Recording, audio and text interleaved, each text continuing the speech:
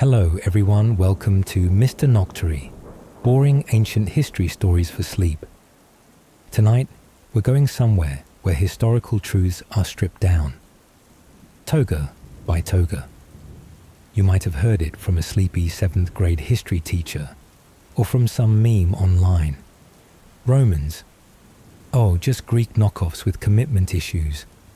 But no, they didn't just copy, they remixed. They rebranded, and sometimes they wrecked the original and called it progress. You'll see why the Romans ate deep-fried cheese drizzled in honey, while the Greeks dined on philosophy served with olives. Why Roman temples looked like Greek cosplay but had public toilets right next door. And why, while the Greeks worshipped logic, the Romans engineered marble toilet seats. So, before you get too comfortable, take a moment to like the video and subscribe, but only if you genuinely like what I do here. And let me know in the comments where you're tuning in from and what time it is for you. It's always fascinating to see who's joining us from around the world. Right now, dim the lights, maybe turn on a fan for that gentle hum in the background. And together, let's begin tonight's journey. Before Rome had Jupiter, before the Senate and the Colosseum, they had Hercules, but not Greek Hercules, a new one, with Roman residency and divine payroll approval. And the question is, why would a rising empire need an imported god? If you've ever heard of Hercules, a muscular, shirtless guy with a club, killing lions bare-handed, you're probably thinking of Heracles, his Greek original. But careful, don't mix them up. The Romans were touchy about being called copycats. They didn't copy Heracles, they rehired him. In Rome's official mythological records, Hercules was no longer a wandering freelancer dealing with monsters on a gig basis. In fact, from around the 5th century before the Common Era, the legend of Hercules made its way into the Italian peninsula via Etruscan merchants and Greek settlers in the south. But it wasn't until the 3rd century before the Common Era that Hercules was formally integrated into Roman mythology, with the Ara Maxima temple at the Forum Boarium, tied to merchant classes and even taxation. He became a mythical civil servant with a temple, a priesthood, and an annual festival budget. And more than that, he was embedded into a distinctly Roman legend, the tale of the demon Cacus, who lived in a rocky cave on the Aventine Hill, stealing cattle and eating people. In the myth, Hercules arrives after completing one of his 12 labors, gets his cattle stolen by Cacus, and smashes a mountain with his club to slay the beast bare-handed. This wasn't Greek legacy. It was made in Rome heroism, tied to local terrain, folklore, and native pride. He was even granted land on the Aventine, walked through the Porta Trigeminia gate, and got applause from locals whenever he took down a wild bull. See, copying is when you lift the story wholesale. But the Romans, they rewrote it, placed the character into a new position within their divine bureaucracy. Like when you take a pop culture icon, say Iron Man, and turn him into a global tourism ambassador. Still a hero, but now tasked with branding responsibilities. Even Hercules' personality was restructured. In Greek myth, Heracles was hot-tempered, once killing his wife and kids in a fit of madness. But in Rome, Hercules stood for self-restraint, hard labor, and republican values. They didn't need a god who raged. They needed a patron deity who held it together in public. Hercules wasn't a stranger in Rome. Some noble families, like the Gaines Fabia or the Claudii, even claimed distant bloodlines linked to him. That turned the hero into a political ancestor, not just a religious figure. When a god becomes the in-law of a Roman senator, you'll understand why he got fast-tracked to citizenship. He was part of the social structure, proof that Romans didn't just borrow from Greece. They curated it, reprocessed it, and made it their own. They didn't need Hercules to retell old tales. They needed him to transfer the symbol from a fading civilization to a rising empire. And to do that, they didn't just build a temple. They built a resume, a bloodline, and even an official post for their gods. And if you ask, why did they need a god like Hercules? The answer is, because they needed a biceps big enough to carry the weight of a brand new myth, a story Rome would claim as its own, whether you liked it or not. And so we begin, not with plagiarism, but with a historical contract between myth and power, signed in divine blood and stamped with a club. History, as they say, is written by the victors, but sometimes, surprisingly, it's also written by the ones who ran. Aeneas wasn't the brightest star of Troy. He wasn't as handsome as Paris or as brave as Hector. He was just a guy who knew how to carry his father on his back, lead his son by the hand, and quietly walk away when the city burned red and crumbled in screams, not out of cowardice, but because his mother, the goddess Venus, whispered through the smoke and fire, "Go, to the west, there is a land waiting. There, your descendants will build a city and call it Eternal." So Aeneas boarded a ship, no Google Maps, just a promise, and a future still unformed. This wasn't some gap-year trip that lasted a few weeks. It was over 7 years of wandering, drifting across islands and Mediterranean coasts. Aeneas crossed war, love, death, and moonless nights. It was an exile that felt more like a pilgrimage, except the pilgrim didn't know where he was supposed to end up. He sailed the seas like someone with a broken GPS, drifting to Carthage, where Queen Dido fell so deeply in love. She set herself on fire. The Greeks weep for Patroclus. The Romans remember Dido, the queen of Carthage, the lover with no closure. Aeneas left because of divine will, leaving behind a woman who lit the pyre and cursed his bloodline. And that curse, according to some Roman historians, was the seed of the Punic Wars, when Rome and Carthage clashed as if fate demanded it. He wandered into the underworld, met his father's ghost, and was guided by prophecy. And at long last, after all those years, he arrived in Latium, where there were more mosquitoes than people. It wasn't the promised land, just a swamp, and skeptical stares from the locals. But Aeneas had something they didn't, a myth, a family tree that reached Olympus. Soon after, he married Lavinia, the daughter of King Latinus, and founded the city of Lavinium in her honor.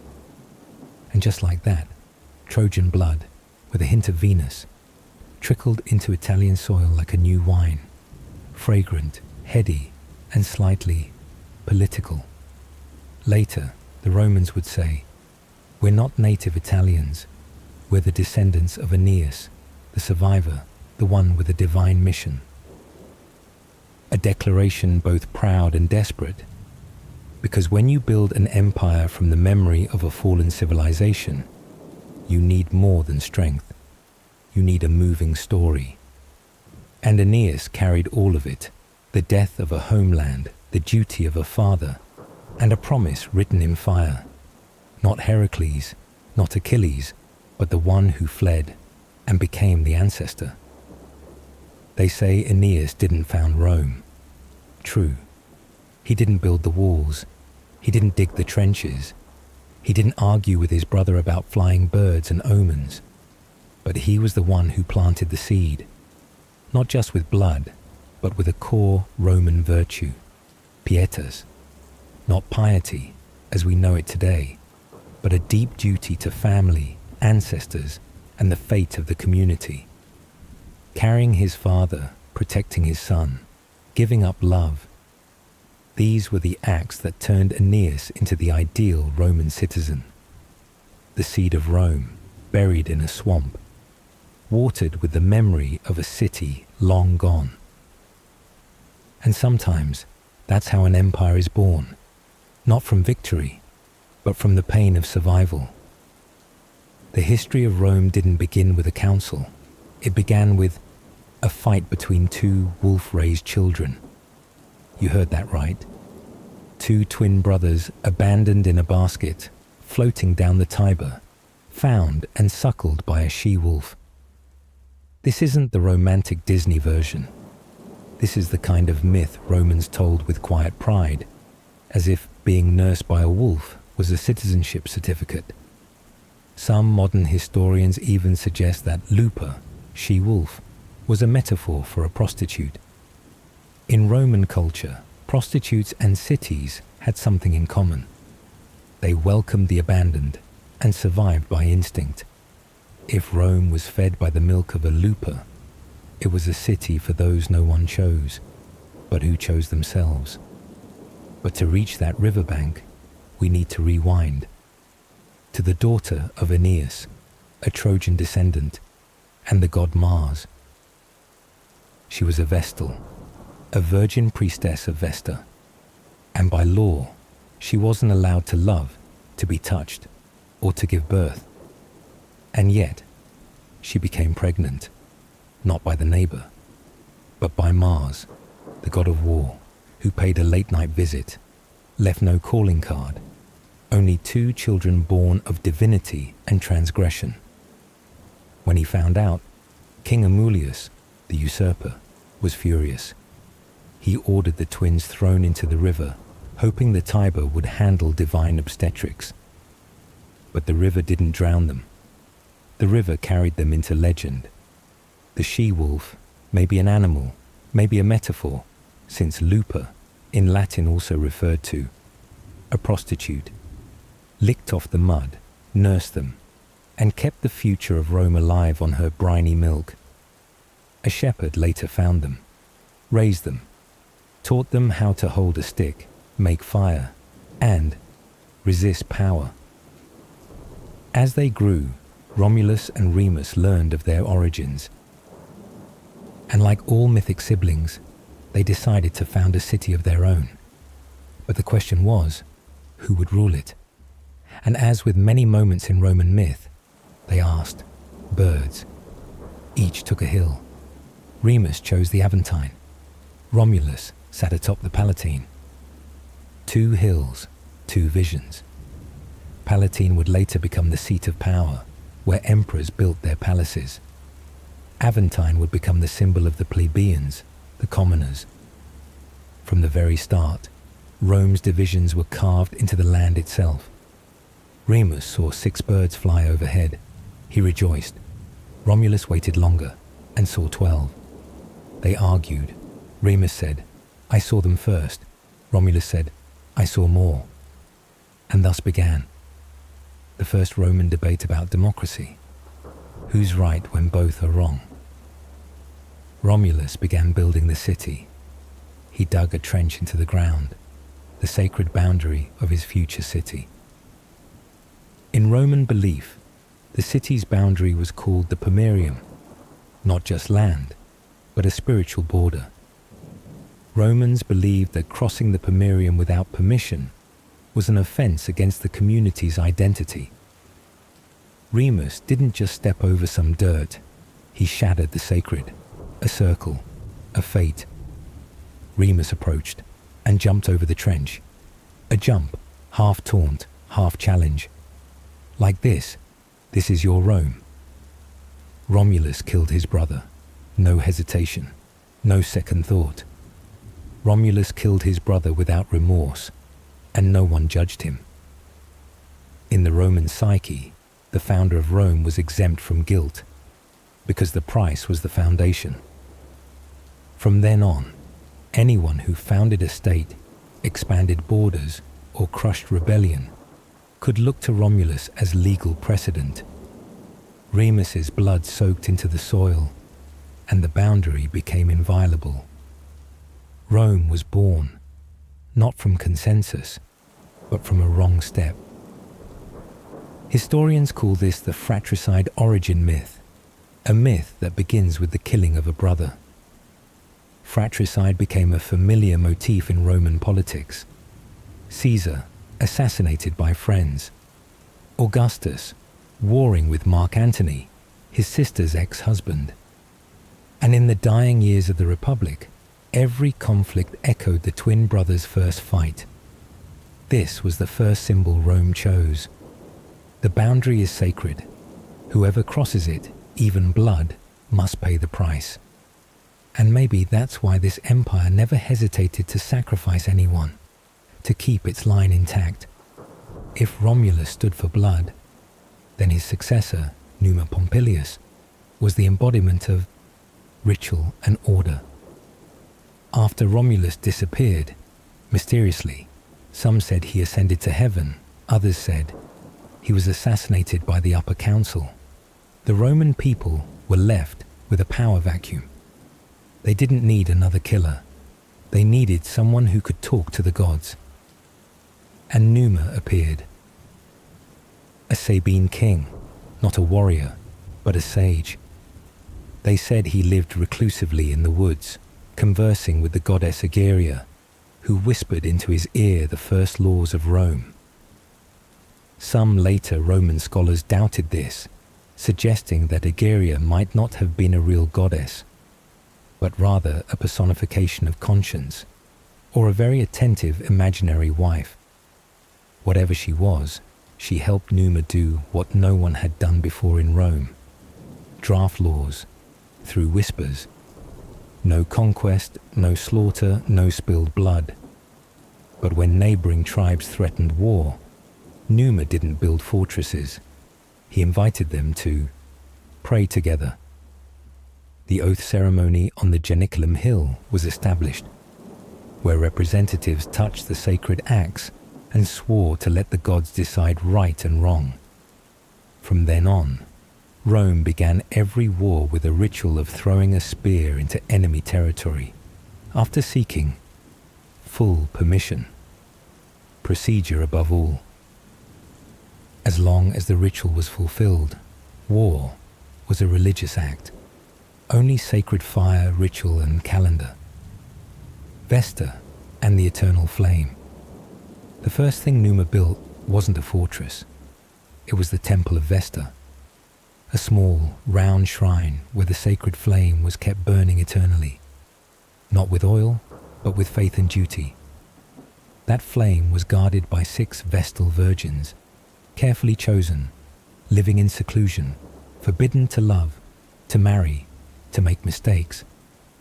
If a Vestal failed, Rome trembled, because that flame was the heart of the nation.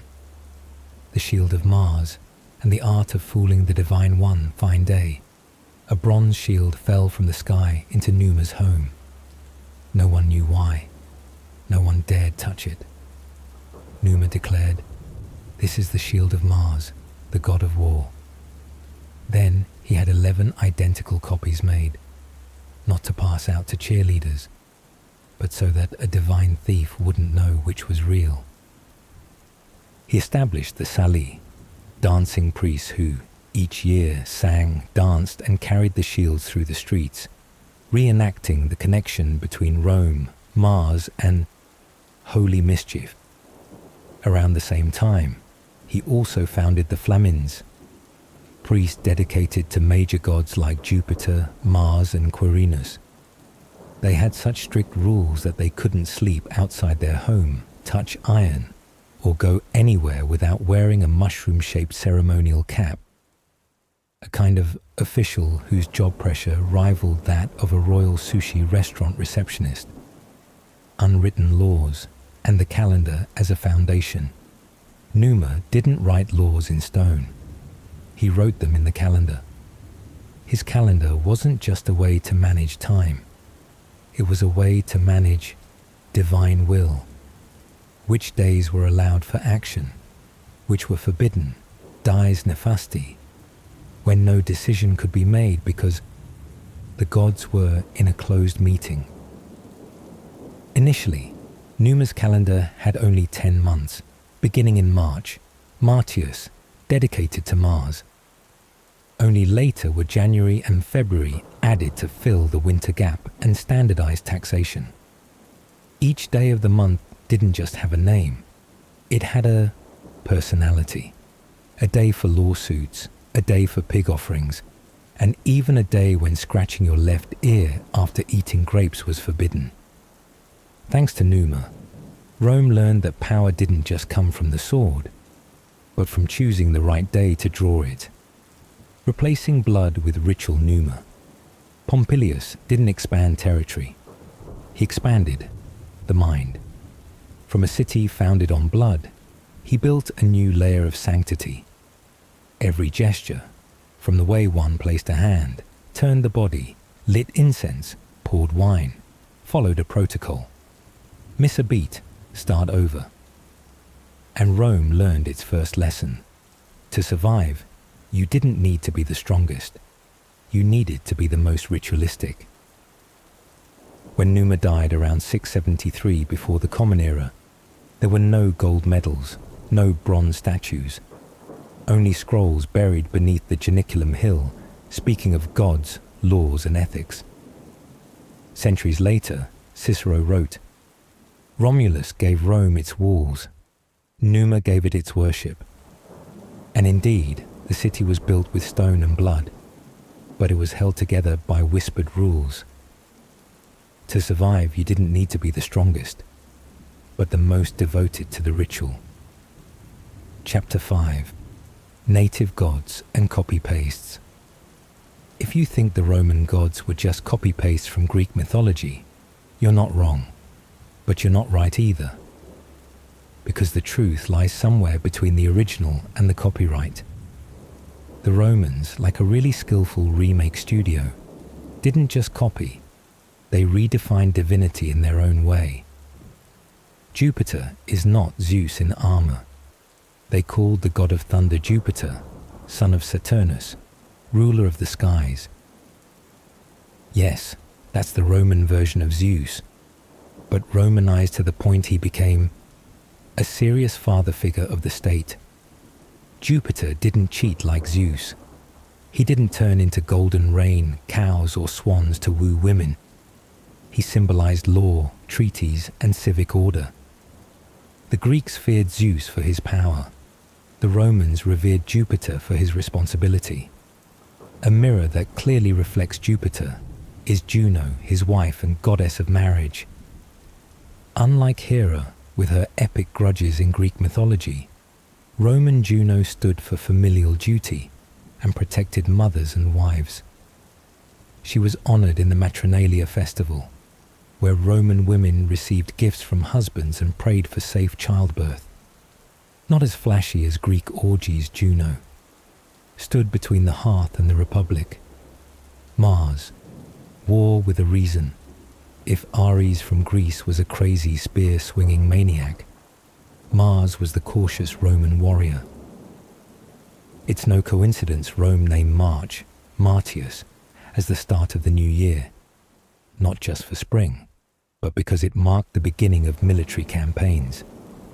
Mars wasn't just the god of war, he was the ideal father of the nation. Who fathered Romulus? Mars.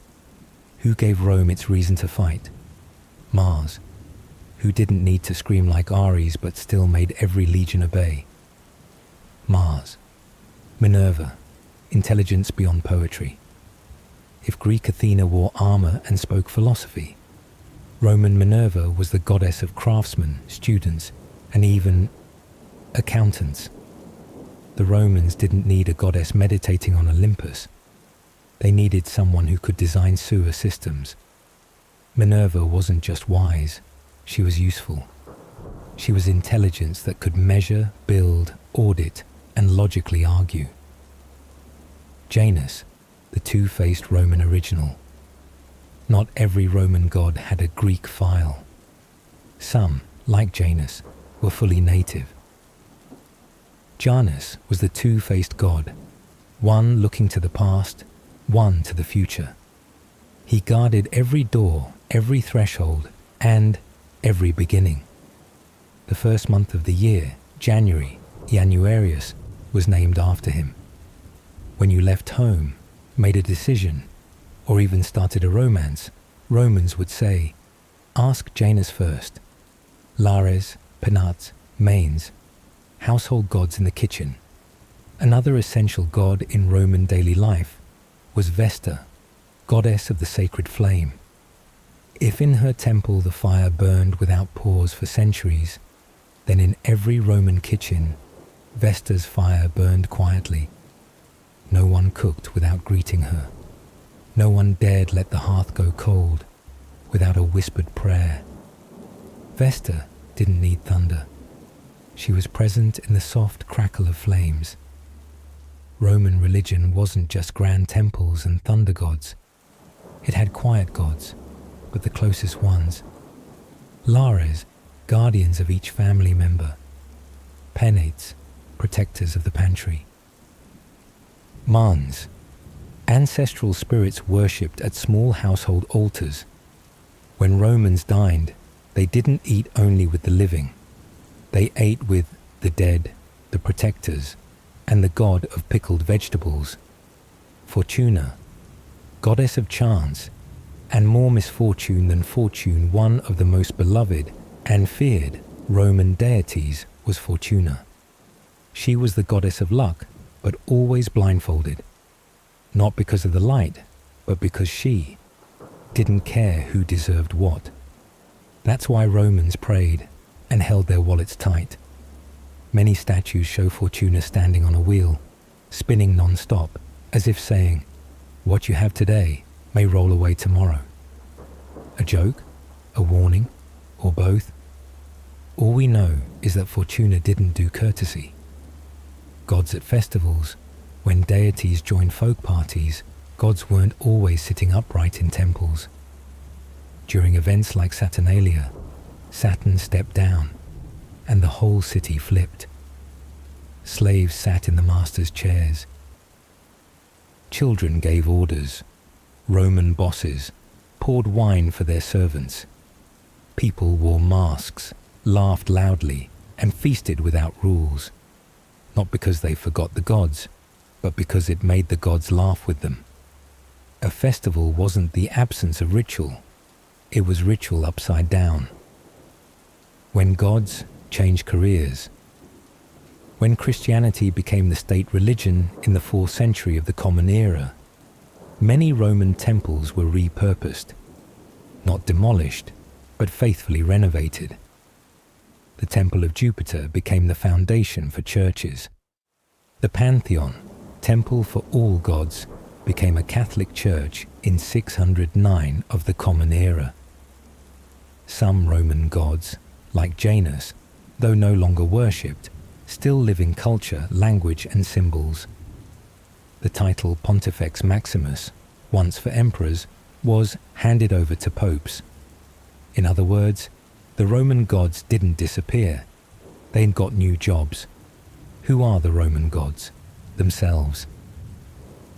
The Greeks invented gods to explain the world. The Romans imported them, then edited to fit society's needs. Every god, from door spirits to sky kings, was tied to civic structure. No deity existed randomly. Each had administrative, ritual, and moral roles. Because for Rome, religion wasn't mystery. It was social infrastructure. Greek gods lived atop Mount Olympus. Roman gods lived in the city, had official residency, and sometimes had to show up at public events.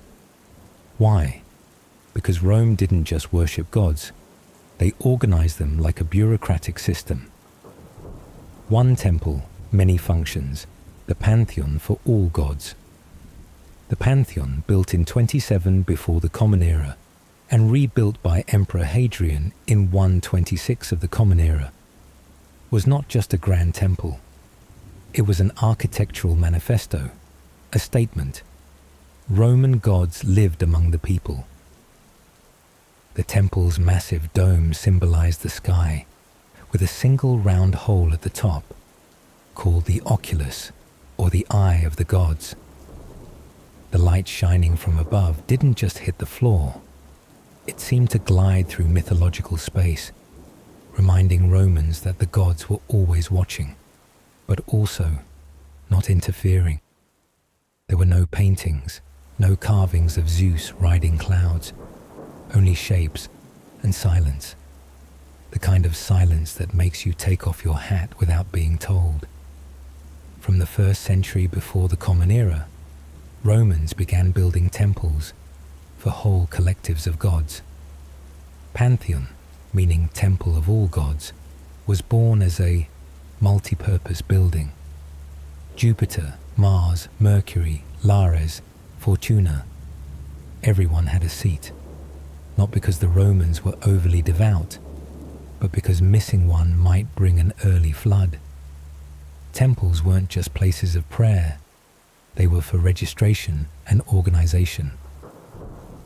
Like an ancient government office, but with incense smoke and brass horns. Sacred space, with business hours. You couldn't enter the cellar, the innermost chamber, unless you were a priest. But you could stand in the pronaos, the portico, and hear every whispered prayer. Gods weren't reclusive. They were outdoors for the people to see, to plead with, and to pay their tax of faith. A large temple usually sat in the city center, near the market, near the arena, near the courthouse, meaning right in the heart of daily life. Romans didn't separate the divine from the public. They gave gods a schedule. When the Pantheon became the city's stage, not just a temple, the Pantheon was the site of Rome's liveliest civil religious festivals. On April 21st each year, Perilia, the mythic birthday of Rome, citizens gathered around the Pantheon to offer grass, burn straw, and sing to the god Pales. There were flutes, brass horns, and sometimes the smell of straw burnt a bit too hard. But the highlight was Feriae Vestae in June, when the Vestal virgins opened the temple doors of Vesta so the sacred flame could speak to the sun. At that moment, the Pantheon wasn't just a sacred space, it was the city's beating heart, registering rituals and responsibilities. There was no such thing as temple hopping for fun, like in many modern cultures. Every ritual was recorded, every prayer needed a witness, and every god had a schedule of worship, festivals, and specific responsibilities. If a new bridge was built, god Janus had to bless the crossing. If a military campaign was about to begin, god Mars needed a proper offering. If there was a drought, you'd better check if Neptune was offended. It wasn't superstition, it was risk management, mythological style. Pantheon and politics. When gods take the state's side, the Pantheon wasn't just a temple, it was a political statement. Emperor Augustus placed his statue beside Mars and Venus, clearly stating, "The gods support me." Hadrian, who rebuilt the Pantheon, didn't sign his name on the structure. Instead, he signed under the name of the original builder, Agrippa, a subtle way of saying, "I'm merely continuing tradition." From then on, every emperor knew, building temples, erecting statues, organizing rituals, wasn't just religion. It was national-level public relations strategy. When citizens became part of the ritual, in ancient Rome, there was no separation between religion and state. No one was non-religious, because everyone had to perform some part of the rituals. Head of the household, you were the priest of your home. Magistrate, you were the priest of your district. Emperor, congratulations, you were Pontifex Maximus, the chief high priest. Gods didn't rule from above. They were integrated into the administrative system. It was as if you didn't show enough respect to Jupiter, your water permit would be delayed. When the Pantheon became a Christian church, the Pantheon, once the residence of dozens of gods, was consecrated in 609 of the Common Era by Pope Boniface IV as a Christian church, Santa Maria ad Martyris. Instead of destruction, the divine was restructured. Statues of Jupiter were replaced by St. Peter. The altar once used for offerings to Mars was now used for prayers to martyrs. Roman gods didn't die. They changed careers, from supernatural power to ancient decor. People still came, still whispered prayers, only the names changed. Religion as a social API. If Roman society was an operating system, then the gods were built-in utilities. You couldn't uninstall them.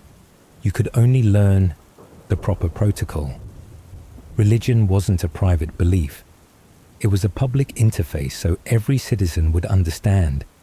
They lived in a city certified by divine authority.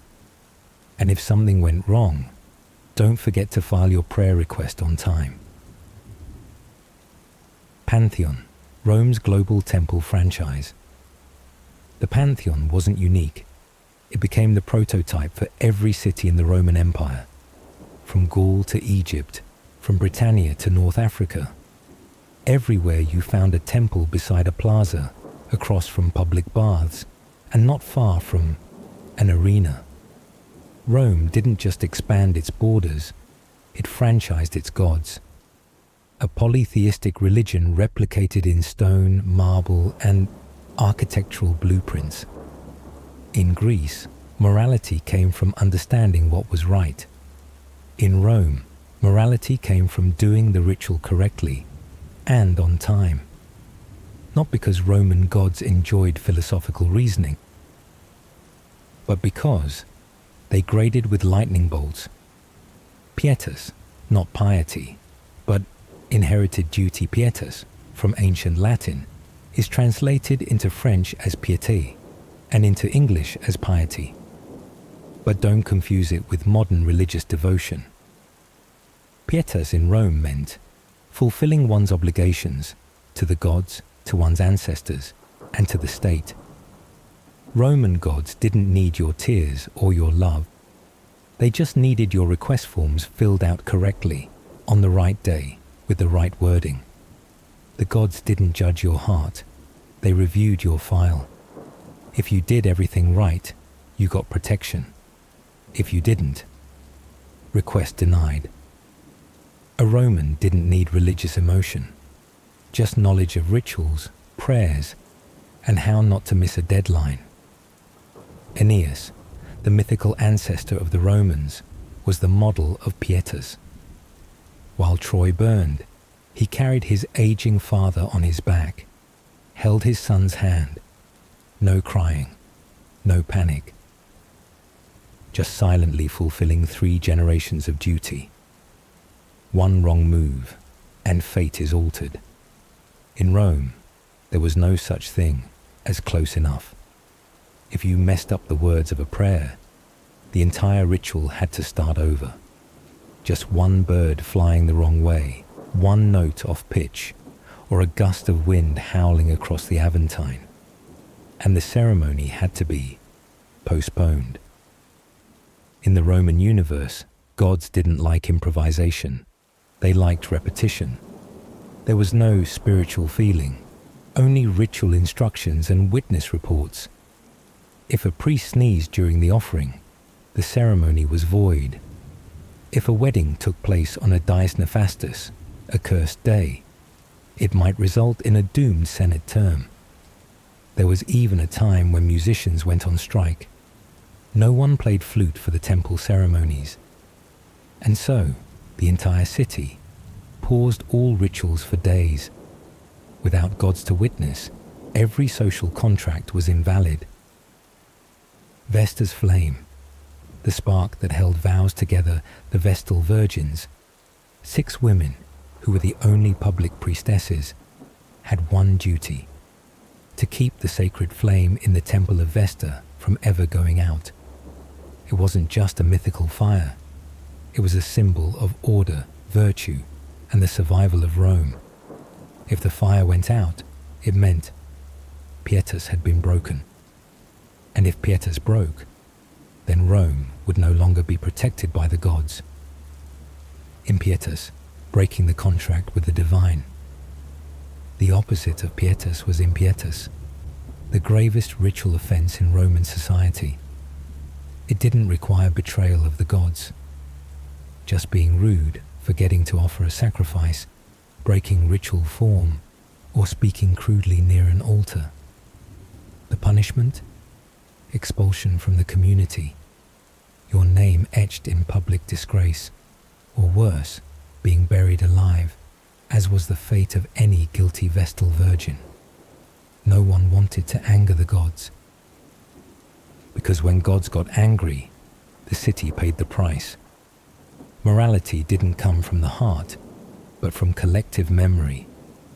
Pietas didn't make believers, it made citizens. Romans didn't need to feel, they just needed to perform correctly. Everything was passed down through memory, not revelation. They believed, what the ancestors did, we repeat. Even without understanding, Rome followed the old path, because the gods were familiar with it. This wasn't faith, it was metaphysical risk management. Romans might not have known why they had to sacrifice to Saturn with their heads uncovered, but they did it, because their ancestors did. And those ancestors weren't washed away in floods, struck by lightning, or wiped out by plague. Therefore, ritual is truth. Pietas doesn't ask, what do you believe? It only asks, did you follow the proper procedure? In Greece, to become a priest, you had to be selected. In Rome, to become a priest, you just had to be elected. No entrance exams, no bribing the gods. Just win a council vote or be appointed by the emperor, and you became the divine representative for your district. A kind of priest, but with a conical hat, a public office seat, and the authority to force people to perform rituals on schedule. Civil official plus priest, a two-in-one model. In Rome, religion wasn't outside the state, it was inside it. There was no ministry of religion. Instead, every public official did religious work. Are you a construction supervisor? You must pray to Janus before opening the road. Are you organizing gladiator games? You must sacrifice to Mars before the opening match. Are you a consul? You must officiate the Perilia festival and know how to sing the hymn to Pales. Not because you're devout, but because if you don't, the road cracks, the horses slip, floods come. And no one wants that on their term report. Senior priesthoods, as powerful as the Senate. Beyond dual-role officials, Rome had specialized priesthoods like Pontifex Maximus, the high priest, in charge of all rituals, festival calendars, and priestly qualifications. Augur, specialists who read omens, watch bird flights, and announced whether rituals could proceed that day. On one fateful occasion, in 53 years before the Common Era, Crassus's army was preparing to march into Parthia. But when the birds were released, instead of flying east as hoped, they circled over the general's head and flew back toward Rome. The augur declared, "Don't go, go and you die." Crassus ignored it. Result: Roman forces were completely wiped out at Carrhae. So never underestimate birds. Flamines, priests dedicated to major gods like Jupiter, Mars, or Quirinus. Those appointed to these roles were aristocrats, and often politicians as well. Religion, therefore, was never separate from power. Some politicians went even further. They saw themselves as divine incarnations. Augustus, the first emperor, had a temple built for himself while still alive, named Divus Augustus. His statue was placed next to the gods, and citizens were expected to offer sacrifices before it, as they did before Jupiter. In Rome, power didn't just come from the Senate, but from the sacrificial knife on the altar. Vestals, sacred exception to male authority. In a male-dominated society like Rome, only one group of women held sacred religious power, the Vestal Virgins. They guarded the eternal flame of Vesta and lived as honorary citizens. They could own property, sit in the front rows at festivals, and even pardon prisoners on their way to execution if they encountered them. But they had to remain virgins. Violation meant being buried alive. History records one famous case. In 216 years before the Common Era, a Vestal named Cornelia was accused of unchastity. Even though many believed the evidence was unclear, the sentence was carried out. She was buried alive in a sealed chamber with no light, no water. It wasn't just punishment. It was a purification ritual to reassure Vesta that Rome was still worthy of her flame. No execution, because their blood couldn't be spilled. No forgiveness, because they had betrayed the divine on behalf of the people. Every citizen, a priest in their own home. A regular day in Rome was a drip feed of rituals. You sprinkled salt into the morning fire, just like your ancestors. You whispered to the household statues, just like your parents. No one asked why. They just knew if you forgot, the tree wouldn't grow back and the bread wouldn't rise. Not just officials, every Roman was the priest of their own home. They made daily offerings to the Lares, Penates and Manes. Before eating, sprinkle salt. Before leaving, bow to the door. Before sleeping, light a lamp for the ancestors. No one stood outside religion, because religion wasn't belief, it was civic behavior. Rome didn't demand that you love the gods, but Rome didn't tolerate refusal. When new cults like Christianity appeared and refused to sacrifice to Jupiter, they were seen as traitors, not because they believed differently, but because they broke the sacred contract between citizen and divinity. Rome only asked one thing: proper ritual, on time, in the correct role. Rome was not a place where you trusted your gut feeling.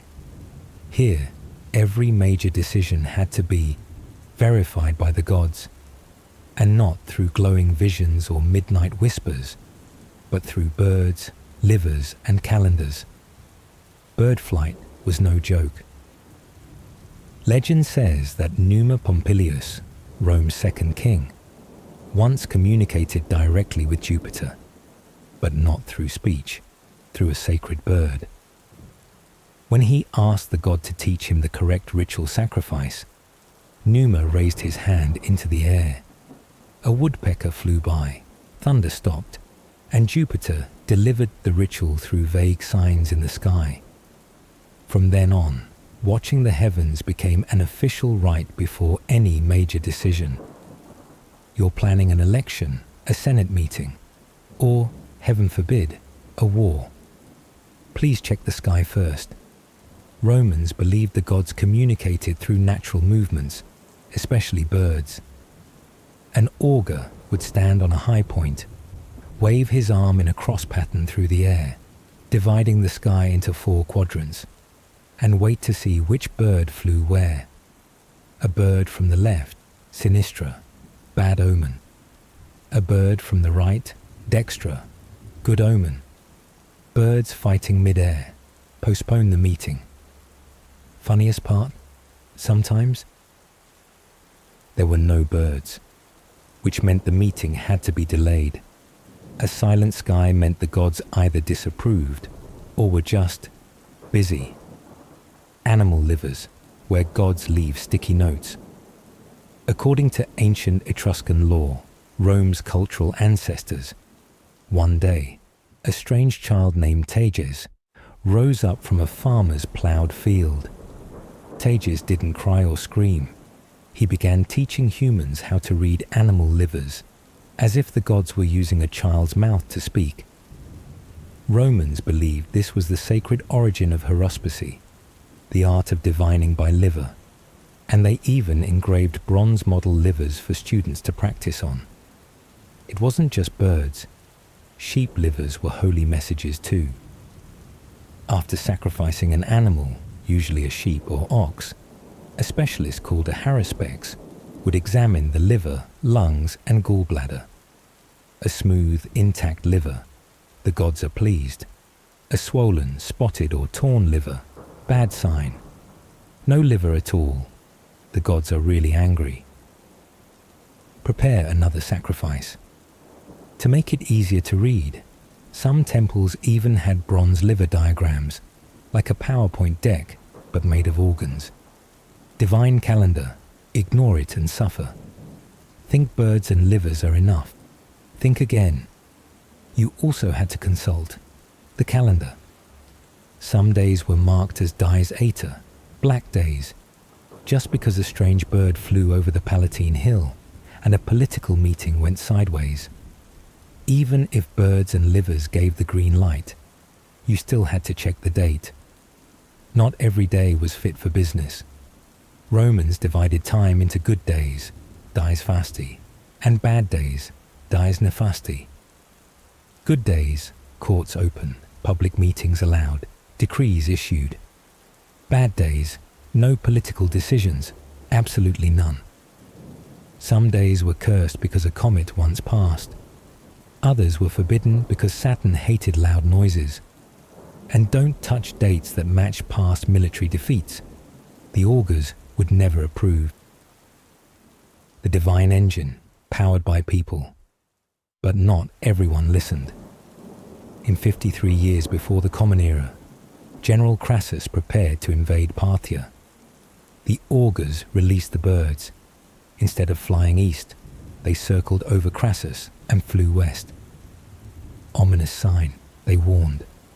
Crassus scoffed and marched on. The result? His entire army was annihilated at Cari. Crassus was killed, and his severed head was used as a stage prop by the Parthian king. Afterward, Romans had a new saying: if the birds fly backward, turn around.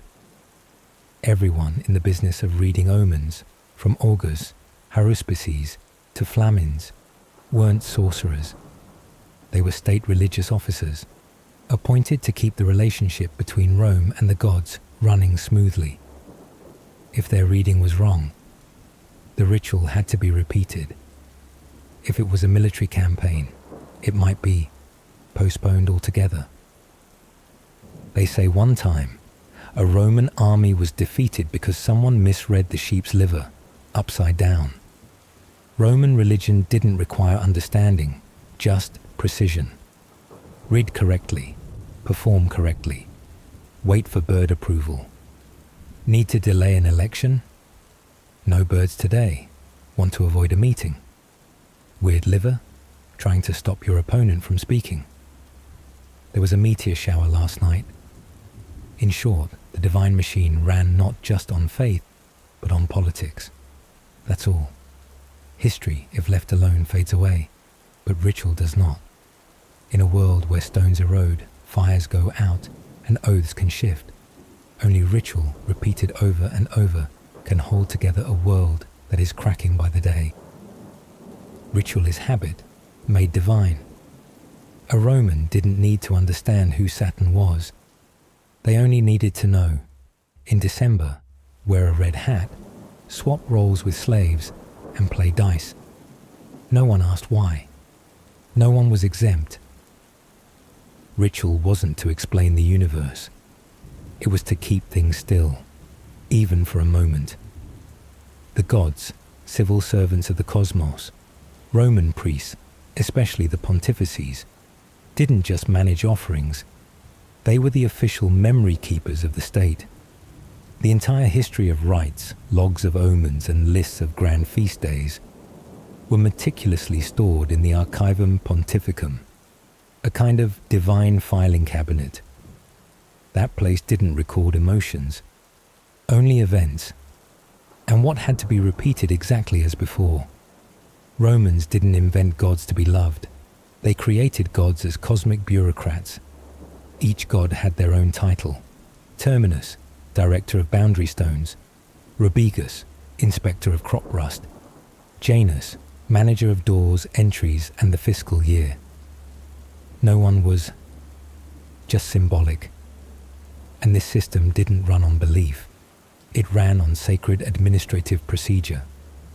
Citizens made offerings, the gods granted peace. Botch the rite, misfortune struck. No offering, denied by default.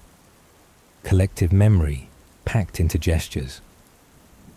In 186 years before the Common Era, a Greek-imported festival called Bacchanalia was seen as a serious threat to Roman order.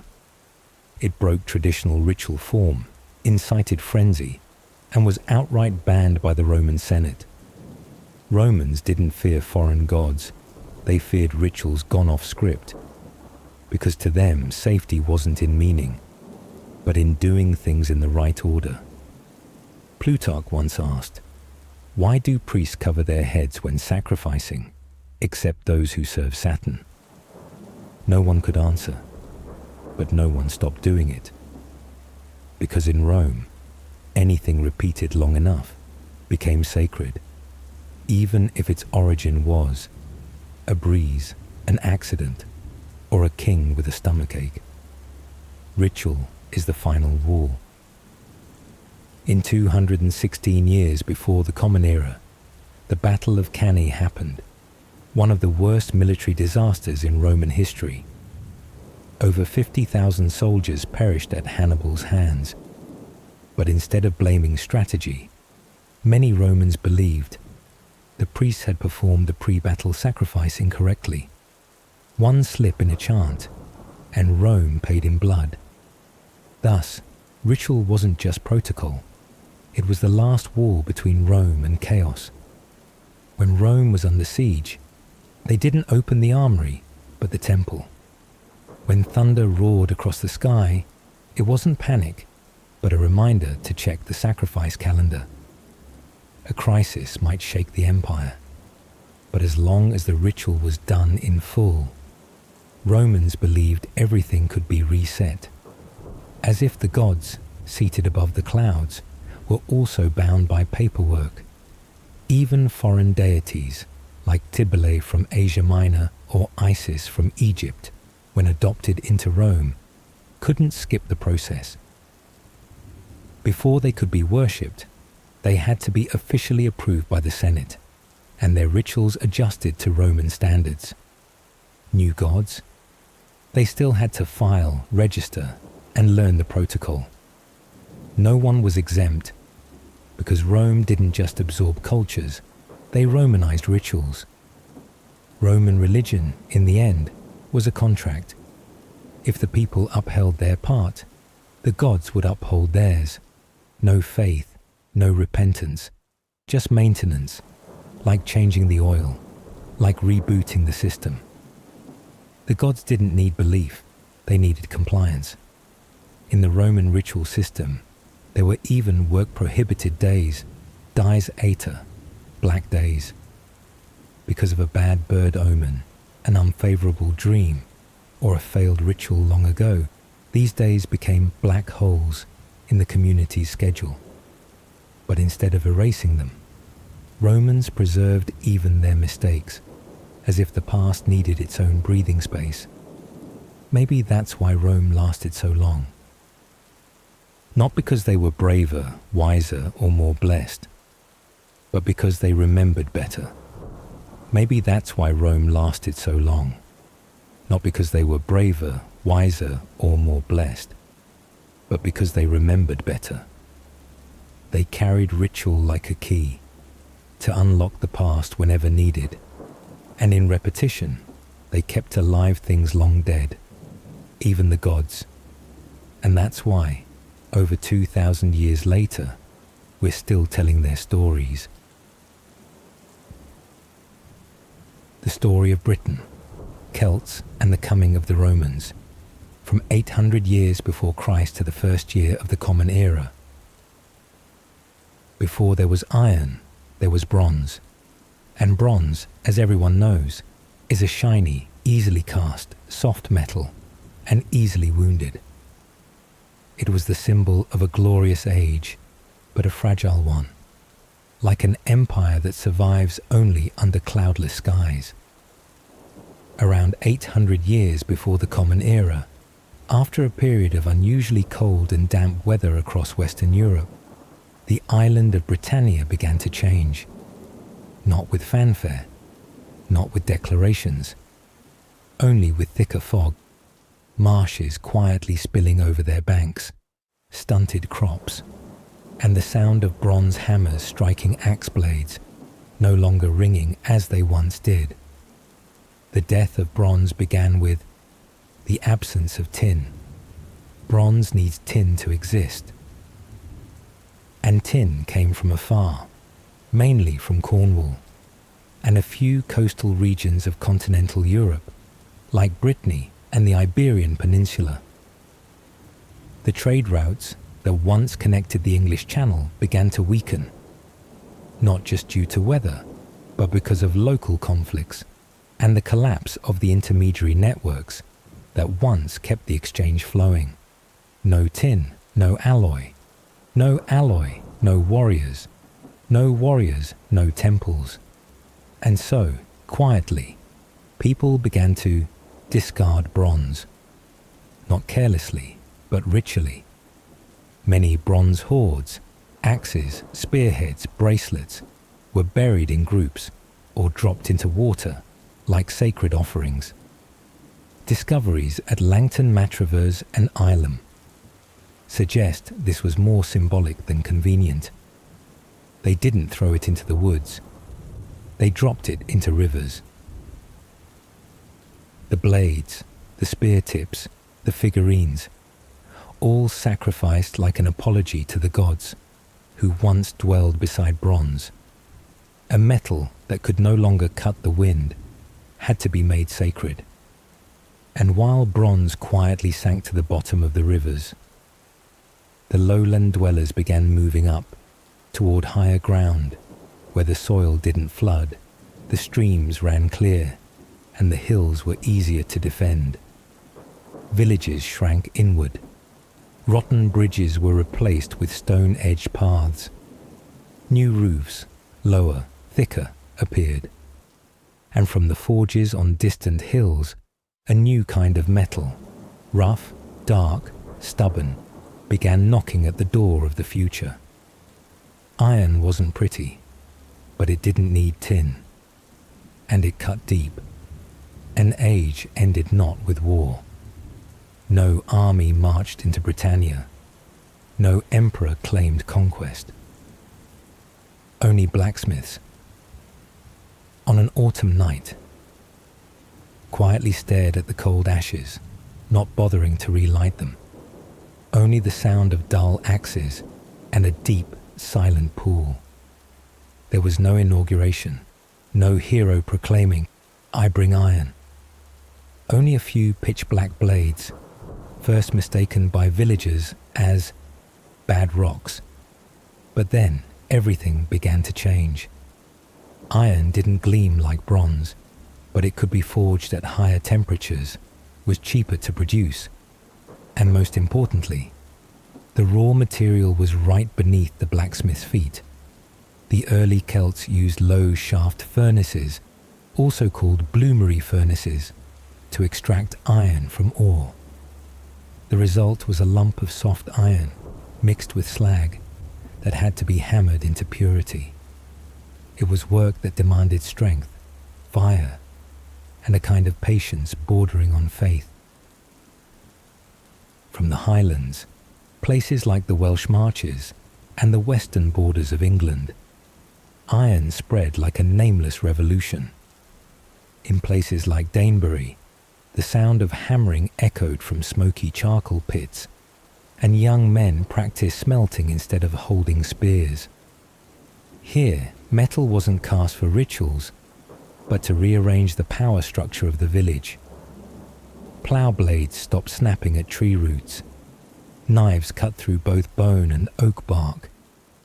And tribes that mastered iron early became rulers before anyone named them so. This was no longer simple tribal life.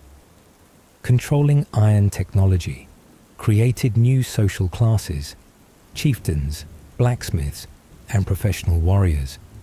Whoever held iron held the right to decide harvests, territory, and who got to speak at the village council. That's when power began to take shape. An iron axe, though not beautiful, in the right hands was a miniature throne, and in the wrong hands a declaration of war with no need for words. Iron didn't just change tools, it changed how people struck, defended, and died. In less than 200 years, iron changed everything.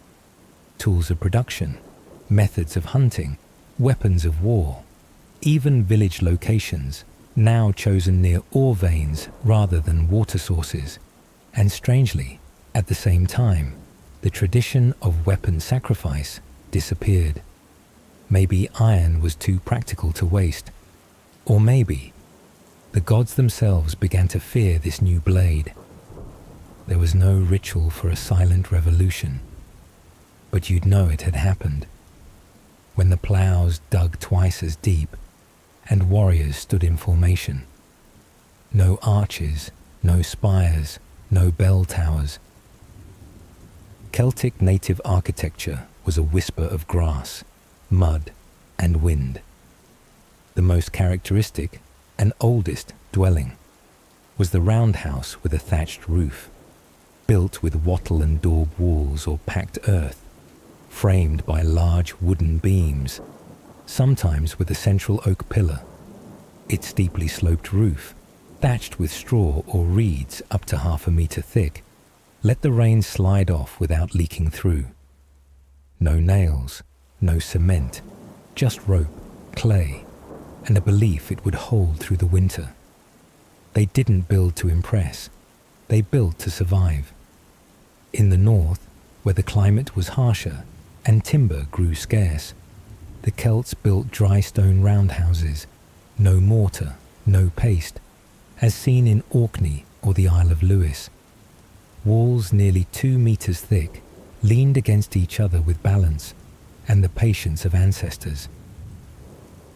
The door of a roundhouse usually faced east, not for feng shui, but to catch the sunrise and avoid the freezing western wind. Inside every house, the hearth sat at the center, where the whole family ate, slept, wove fabric, and told stories. The ceiling, thatched thick with reeds or straw, didn't let rain in, but mice sometimes made nests in it. No separate bedrooms, no separate kitchen, just a shared space that spun around the fire. Just like the Celtic way of seeing the world. Round, cyclical, with no endpoint. Villages were usually built in clusters, a few dozen roundhouses circling a common green. There may have been no fences, but there were always ditches and dikes, not for enemies, but for goats. Children ran barefoot among chickens. Adults dried meat against mud walls. Dogs barked every time the wind changed. Women kept the fire, spun thread by hand, weaving as they passed down myths. The elderly held children in their arms, repeating what the ancestors had warned. No one was left out in the cold. Memory was kept warm by human breath and kitchen fire. Everything faced the center. No one looked down from above. On rainy nights, the wind tapped the thatched roof like ancient drums. While the fire crackled in the middle of the room, people cooked oat porridge in clay pots, shared animal hides, and told stories from the time when God still stepped through that very door. And even though no stone ever stated it clearly, people still knew. Where the fire is kept burning through winter, that is home. Where people share warm milk, wool, curses, and laughter, that is society. Sometimes the Romans would later look at Celtic roundhouses and sneer. But a thatched roof that stands firm through storms can do more than many marble villas ever did. Romans built to be grand, Celts built to be close. One side was geometry, the other was breath. Both survived, but only one side stayed warm when winter came. And when you walk into a roundhouse, you don't see lavish furniture. Just a stool, a hearth, and a pair of eyes looking straight at you, inviting you to sit down. Because a stranger, in the Celtic tradition, is never left standing alone. Higher, wider, and able to see farther than anyone else. This wasn't a shelter, it was a declaration. From around 600 to 300 years before the Common Era, a new kind of structure began appearing all over Britannia, the hill fort. The most prominent was Maiden Castle in Dorset, the largest hill fort ever discovered, with 6 concentric earthwork walls and an entrance as complex as a maze. Or Danebury in Hampshire, where archaeologists unearthed a settlement, storage areas, and ritual traces. These were not just buildings, they were carved statements in stone and soil. We are here and higher than you think. From South Downs to the Scottish borders, over 2,000 sites were built, each a proud little world, staring down the valleys as if to say, "This is our domain." A hill fort was not a castle. It wasn't a medieval lord's stone keep. Its materials were mostly piled earth, wooden posts, and dry stacked stone. Some even used timber-laced ramparts, earth walls reinforced with wooden frames, to resist erosion and add flexibility. No bricks, no cement. Just tree roots, human effort, and the determination of a community that knew its own worth. It was part housing, part grain storage, part political and ritual center. There were ditches, earth walls, twisting entrances to confuse intruders. It could have housed a tribal chieftain or an entire community. There might be dozens of roundhouses, granaries, animal pens, and at the center, a large open space for village meetings, festivals, or trials under the sun. It might even become a marketplace, where people traded salt, iron, wool, and marriage promises. Sometimes it was a stage for sacrifice, with drums, fire, and an elder telling stories of those who had once fallen on that very slope. No one built a hill fort to keep out the rain. They built it to be seen. Below the hill, barley fields quietly turned golden. But atop the ridge, spears were polished and stood like forests. Children practiced slinging stones. Adults rehearsed chants. And small groups from other villages came to swear loyalty or issue challenge. Power didn't come from numbers. It came from elevation. The hill fort was a silent message. The more ramparts it had, the more complex the entrance, the larger the open center, the more a tribe made its neighbors wary. You didn't need to fight to prove your strength. You just had to stand higher than the next village. The Romans, later, would be puzzled to see these forts with no kings, only chieftains, taking turns to stand in the center, hand on a sacred stone, speaking in voices no one dared interrupt. And the strangest part, though built for defense, many hill forts saw no battles at all. like ceremonial armor, worn to remind the world, I could fight, but I don't need to yet.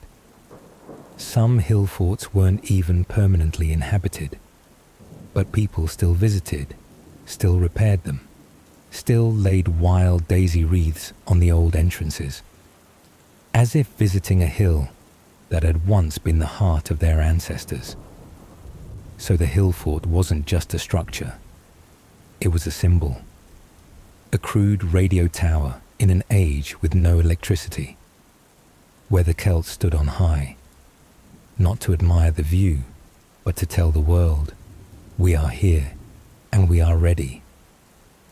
No one expected such a foggy island to be this busy. Around 300 years before the Common Era, the Celts of Britannia didn't just forge weapons and build hill forts, they also ran an economy, and quite well.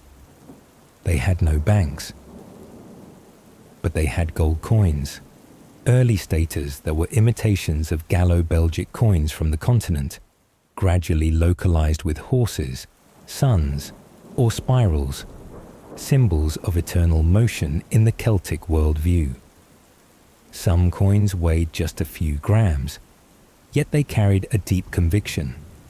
The sun never stopped spinning, and honor cannot be borrowed. Along rivers and ferry docks, from Thanet and Dover to Hengistbury Head, goods moved constantly.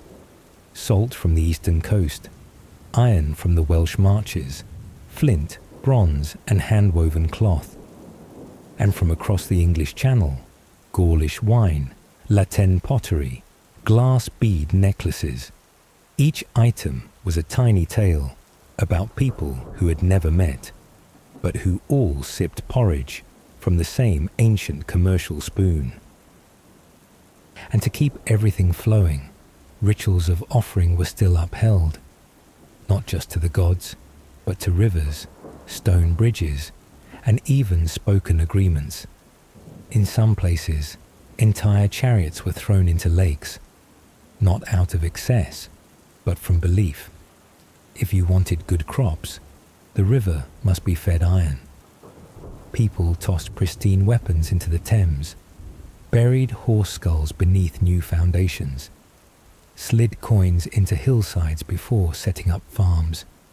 No one called it superstition. They called it balance. Trust walked hand in hand with ritual. And here, promises were the strongest currency. One who kept their word could borrow a blade without collateral. A liar lost even their name at the spring feast. Trade moved with trust. Trust moved with ritual.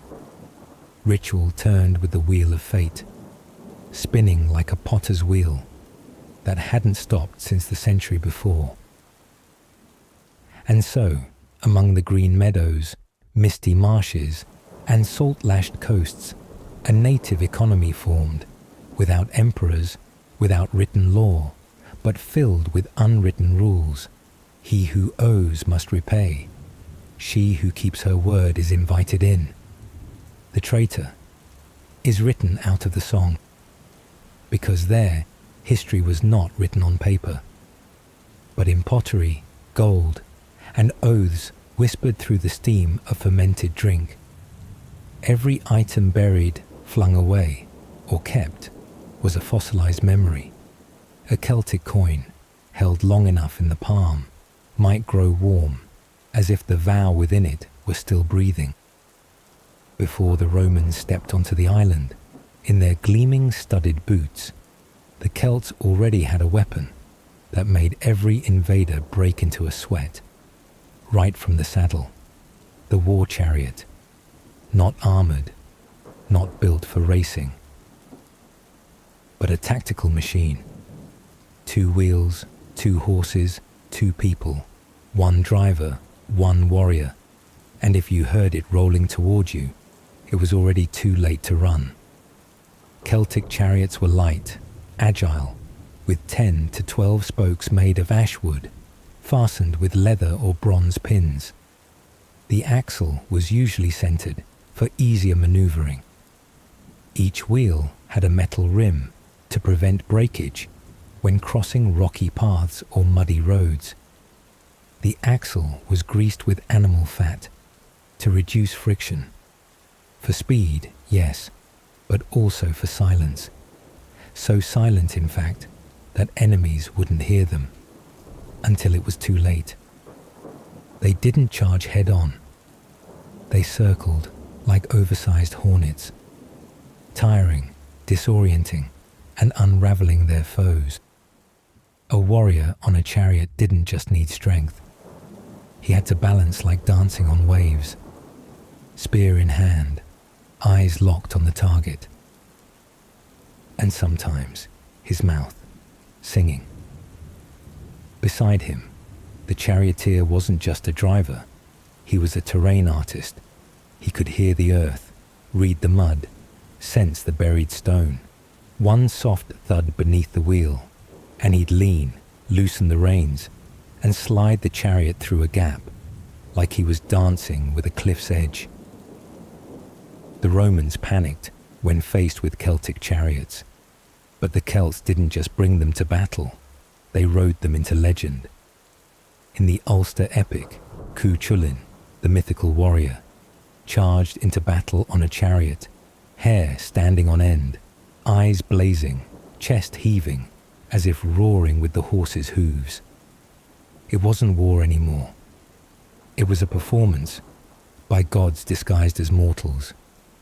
Caesar, in his Commentari de Bello Gallico, admitted they storm forward like a hurricane, then vanish like mist, leaving behind nameless confusion. In ambushes, chariots were the opening blow. Then warriors would leap off, fight hand to hand. Once finished, they'd leap back on and vanish over the hill, as if they'd never been there. But the chariot wasn't just a weapon, it was a ritual. At sites like Wetwang Slack and burial grounds of the Arras culture in Yorkshire, archaeologists have uncovered broken wheels, rusted iron axles, rotted reins, and curved swords placed beside thigh bones. As if the dead didn't travel to the afterlife by soul, but by horse hoof. Though chariots later fell out of widespread use, their image, the sound of wheels over stone, the hooves pounding atop ancestral graves, lived on in the collective memory of the Celts. Because while Rome had legions, the Celts had chariots. One survived, one vanished. But only one still rolls on, in the imagination of those who came after. For in that land, the one who endures isn't the one with the thickest walls, but the one who knows when to jump off the chariot and when to climb back on as the storm begins to clear. Not every battlefield had swords and spears. Some sacred conversations happened in mist and still water. To the Celts, bogs weren't forgotten places. They were the edge of the living world, where the boundary between humans and the divine grew as thin as a goose feather floating on water. In regions like Somerset, Norfolk, or Cambridgeshire, and at Flag Fen, where wooden stakes were driven straight into the bog, like an invisible bridge. People once threw into the mud, swords never drawn from their scabbards, bright red bronze shields, human and horse skulls. Not out of surplus, but because those objects had to return to where they belonged, the earth, where everything begins. They believed the bog was a gate, a kind of soul post office where matter was sent away, in exchange for harvests, health, or forgiveness. And it wasn't just mud and water. In stone, in wind, in the call of an owl, the Celts sensed presence. They didn't call them gods. They called them the ones that are always there, who appear only when needed and vanish before their names are asked. No receipt, but also no refunds. In the bogs, sacrificial human remains have been found, like the Lindo man. Hair neatly braided, beard clean-shaven, stomach empty, his last meal, barley porridge, hazelnuts, and honey. He wasn't murdered. He was sent with 3 sacred wounds, strangled, beheaded, drowned, 3 elements, 3 layers of the world, 3 farewells. No one cried during the offering. They lifted their heads, for the chosen one was fortunate to go first, to open the path, to carry the prayers of the village. Not everyone understood, but the Celts didn't need to prove the sacred. They accepted it, like morning mist or forest wind. Every hill, every old oak trunk, every owl's call in the night was a sign, and in a world without churches or crosses, nature was the widest altar. Unlike Egypt with temples, or Greece with sculpted gods, the Celts kept the sacred in ambiguity, because where the Romans saw forest and cut it down, the Celts saw forest and knelt. That's where the Druids held ceremonies. No temples, no statues. They chose ancient oak groves, backward flowing springs, or moss-covered stone circles as sacred places. No bells, just mistletoe branches, mossy rocks, and whispered chants, enough to open the gate between 2 worlds. And so, to the Celts, spirits weren't far. They lurked by the hearth, slept beneath the mud, and spoke in the sound of rain, tapping thatched roofs at midnight. No gold-stitched robes, no thrones or crowns, but when a druid spoke, the whole tribe went silent. In Celtic society, the druid was the one who knew the most and spoke the least. They didn't carry spears, but led wars, didn't rule, but decided the fate of kings. And sometimes they disappeared into the deep forest, only to return when needed, as if the woods had called them out. They were priests, lawyers, poets, and the living memory of the entire people. A student hoping to become a druid might study for 20 years, not just to memorize poems, laws, and legends, but to live with the forest, listen to the streams, and observe the movement of the moon. No blackboards, no paper. The only classroom was nature, the curriculum, every gust of wind and glance from the teacher. Everything was passed down orally, and memory, to them, was sacred. Druids didn't live in villages. They lived near oaks, beside sacred springs, or among stone circles. They didn't belong to a family, but to the roots. And if a dispute arose, land, marriage, or murder, the Druid's judgment was final. No court, no prison. If a Druid said the land belonged to the stream, no one dared argue. Because their word was heavier than spears, and more enduring than law. The Romans, who considered themselves civilized, were shaken when they learned that Druids could order a ceasefire between 2 warring tribes with just a sentence. No troops. They embodied the immeasurable. Caesar, though he conquered all of Gaul, still regarded this class with caution. He wrote, "The Druids settle all disputes, decide matters of life and death, and pass on knowledge known only to them." Some Druids took part in sacrificial rituals, not to cast spells, but to maintain the sacred balance between humans and the unseen world. They stood before a smouldering wicker basket, reciting the names of those chosen, not out of bloodlust, but because invisible order demanded its due, even if it had to be paid in life. And so, though they had no army, built no fortresses, and left behind no books, the Druids were living memory priests and sages, echoes from the deep forest that spoke only after the whole world had gone quiet. It's no coincidence that after Caesar conquered Gaul, he banned the Druids' rituals, because he knew if just one person stood in the woods with no sword, no shield, but spoke words that made a legion's hands tremble, then Rome's power was not yet complete.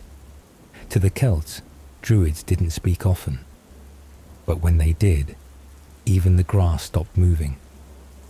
In 55 years before the Common Era, Julius Caesar, fresh off his conquest of Gaul, turned his gaze westward across the misty waters of the English Channel.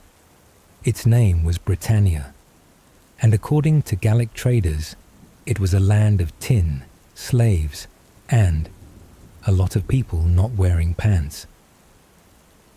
His reason for going. Officially, it was because the Celtic tribes in Britannia were aiding the rebellion in Gaul. In reality, Caesar needed a fresh military achievement to polish his political resume back in Rome. Another notch in the belt. The farther, the better. The first landing, 55 years before the Common Era, was a disaster. Rough seas, capsized ships, seasick soldiers.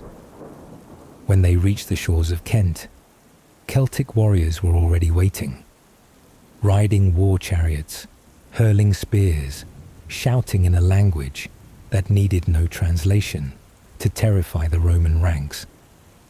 Roman soldiers slipped on wet stones, shields clogged with sand. Meanwhile, Celtic chariots circled the beach like hawks teasing prey already soaked. One side was a stumbling expedition force, juggling swords and helmets.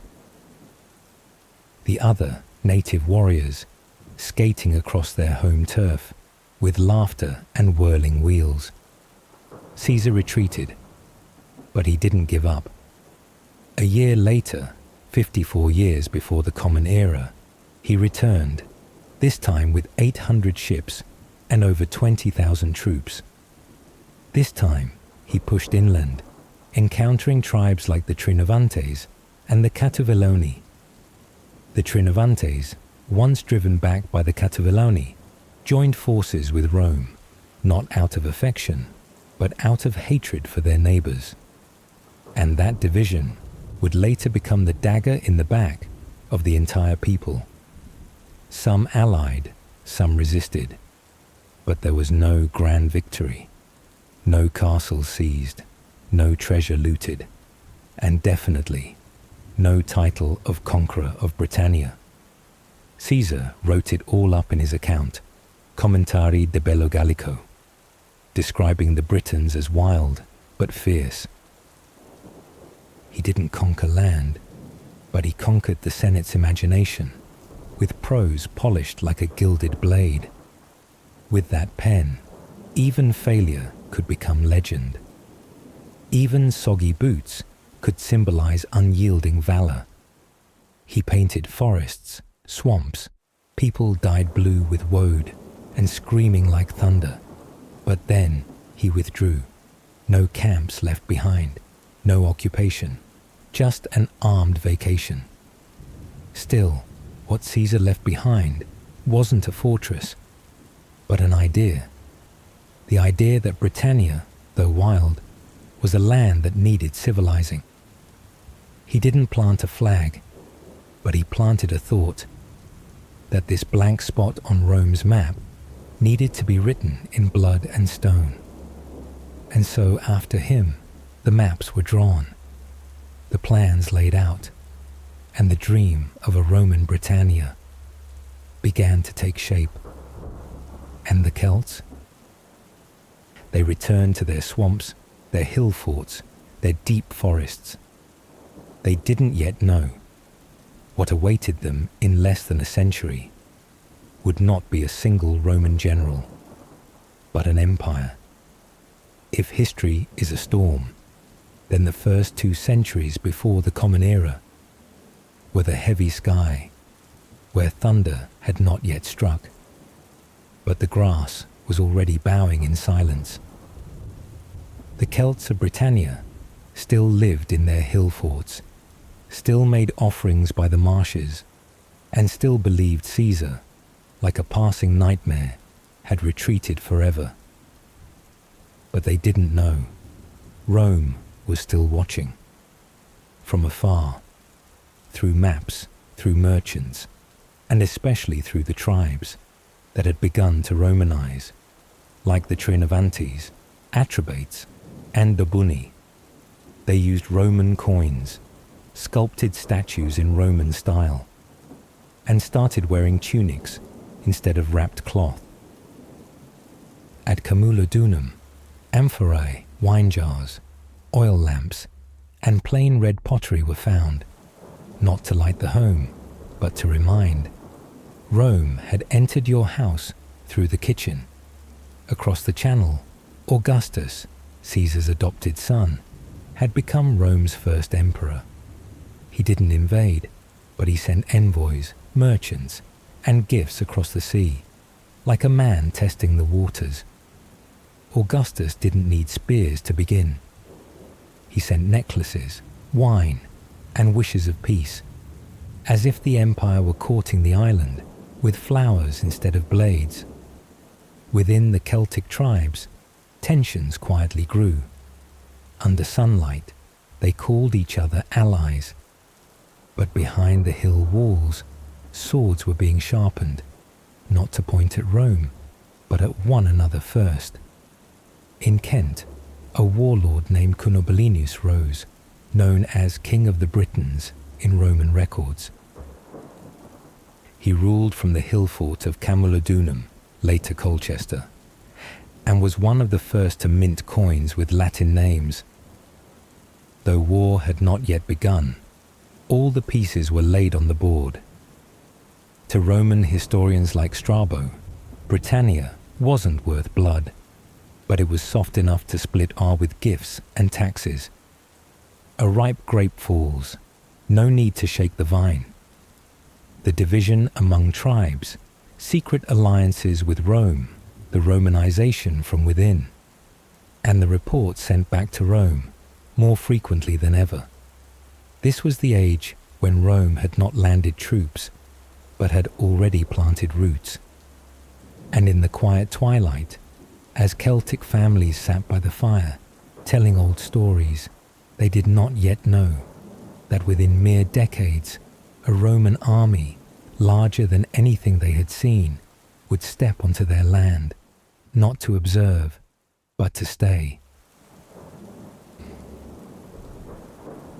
What happened to Britain's Romance language? The year is 43, Common Era. The cold wind from the English Channel still bites like every other spring, but this year it carries the banners of an empire, and Latin, arrogant as a wax-sealed proclamation. The Romans didn't come to Britain to admire daffodils. They came with leather sandals, short swords, and maps drawn in black ink on goatskin, on which the island called Britannia was already boldly marked, as if it had long belonged to them. They brought many things: engineers who built roads straight through swamps, legionaries trained to storm stone fortresses, and a language, Latin, capable of being carved onto tombstones, issuing tax demands, and minted on victory medallions. But this wasn't the Latin of love poems. It wasn't the Latin of Venus, gentle, seductive, and scented with lavender oil. It was more like Jupiter, stern, towering, barking commands rather than embracing softly. Latin arrived in Britannia like a god fallen from the sky, brilliant, powerful, but never stooping to touch the earth.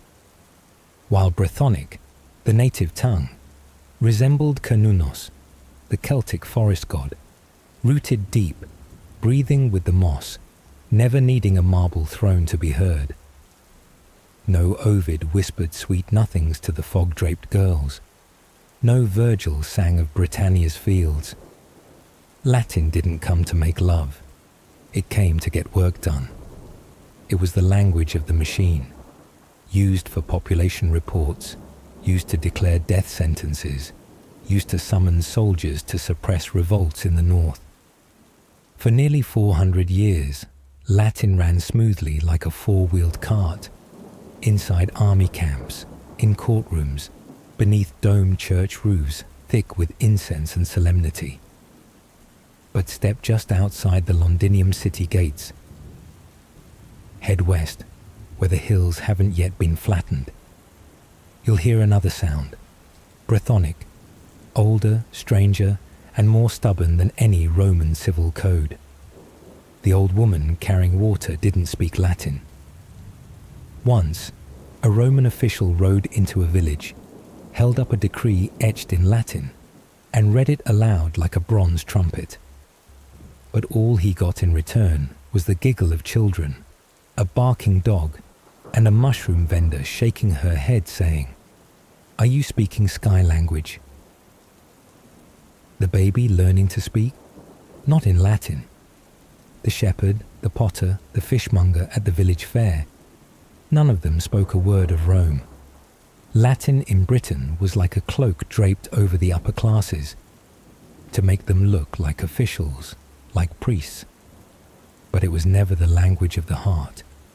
It was never sung as a lullaby, never whispered on rainy nights. It lived on stone, but not in blood. Across Britannia, Latin signs stood by roadsides, hung at village gates, carved into memorial slabs, but no one read them. They stood silent among people who only listened and spoke in another tongue. Latin had spoken, but no one had heard. And so it fell silent, not for lack of words, but for lack of anyone to understand. And like anything that doesn't take root, Roman roads paved in stone still remain, straight and firm. But between the cracks, native roots have pushed through, reminding us what clings to the soil will live, and what only passes through will be forgotten. It cannot survive the storm.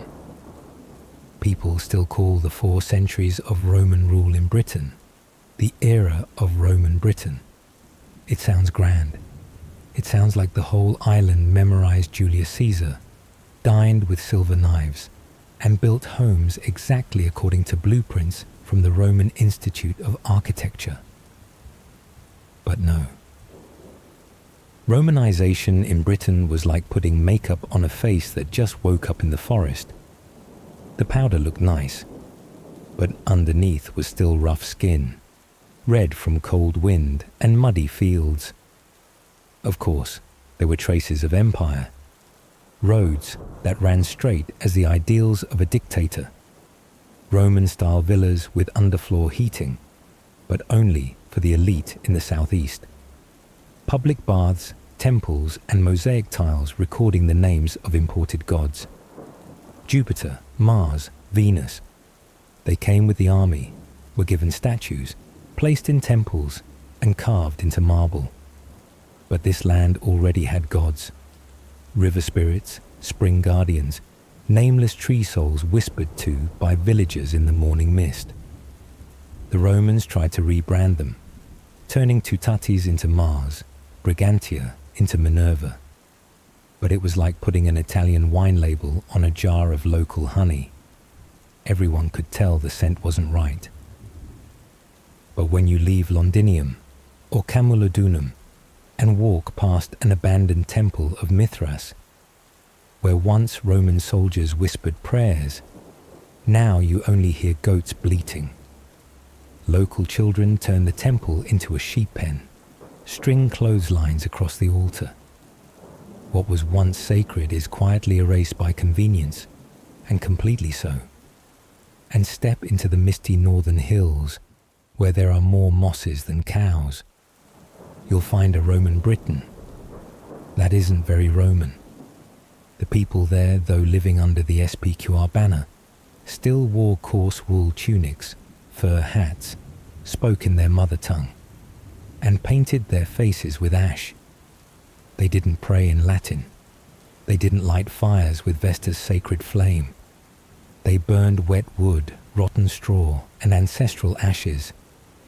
While Rome lit olive oil lamps to uphold cosmic order, the locals needed only a handful of coals to warm a premature baby.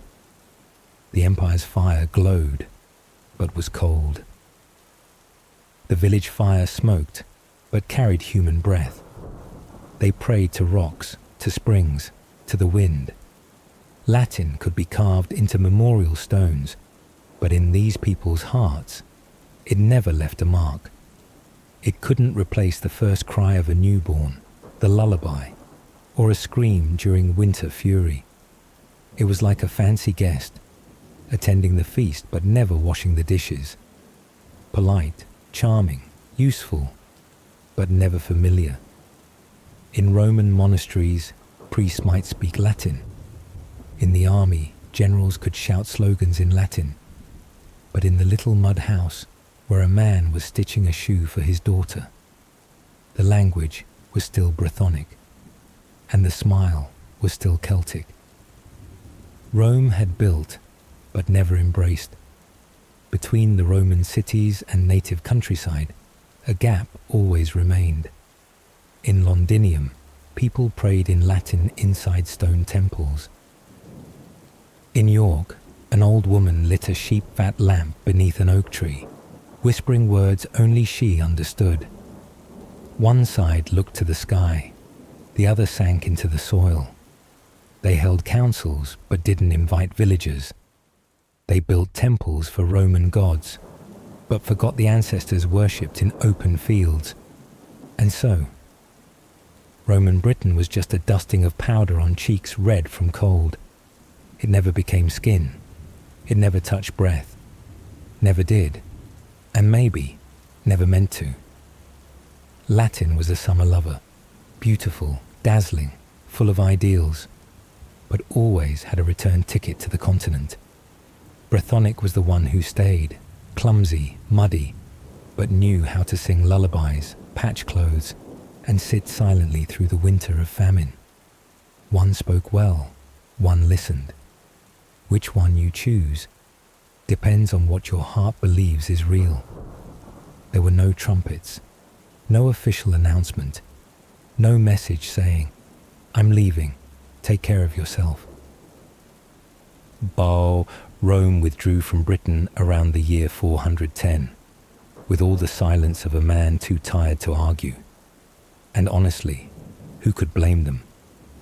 At that point, the empire was on fire everywhere. The Goths were knocking at the gates of Rome, the granaries were empty, and rogue generals were fighting over scraps of the map like children grabbing birthday cake. Britannia, at the end of the world, was just a sad smudge on an already blurred page. The army pulled out. If any god had been watching that day, it was surely Janus, the two-faced god. One face looking back at a glorious past, Roman roads straight as ideals, stone buildings with domed roofs full of light. The other face looking forward, at grass creeping through tile foundations, at children growing up with no reason to bow at temple gates. Janus, the god of doorways, opened one for Britannia, and then walked away. Officials left their seats. Roman churches lost their tacksmen, their leaf sweepers, and the temples of Jupiter were slowly taken over by wind. No one tore them down, they just stopped going in. Roof tiles collapsed halfway, columns turned green with moss, and birds nested on the heads of stone gods. The sacredness didn't vanish by hammer, but by silence. And eventually, for lack of someone left to believe, no one received instructions for what to do after an empire leaves. People looked at each other and quietly went on living. There were no libraries anymore, but they lit fires. Roman Britain didn't vanish in a crash, but in the sound of cooking pots. Like Troy in myth, not lost because it fell, but because no one was left to tell the tale. There were no epics, just leaking roofs and next season's turnip field. No more Latin teachers, but stories were still told in village tones. No more SPQR, only broken walls and the wind looping through Roman roads now overgrown with weeds. The Romans weren't chased out, they dissolved, like a dream you wake from, only remembering. There had once been light. That's the strangest part. Roman Britain didn't fall, it faded, like lipstick on a cold teacup, like a banner still hanging, but no one looks up anymore. In the richest regions, like the southeast, people tried to hold on to parts of the old order.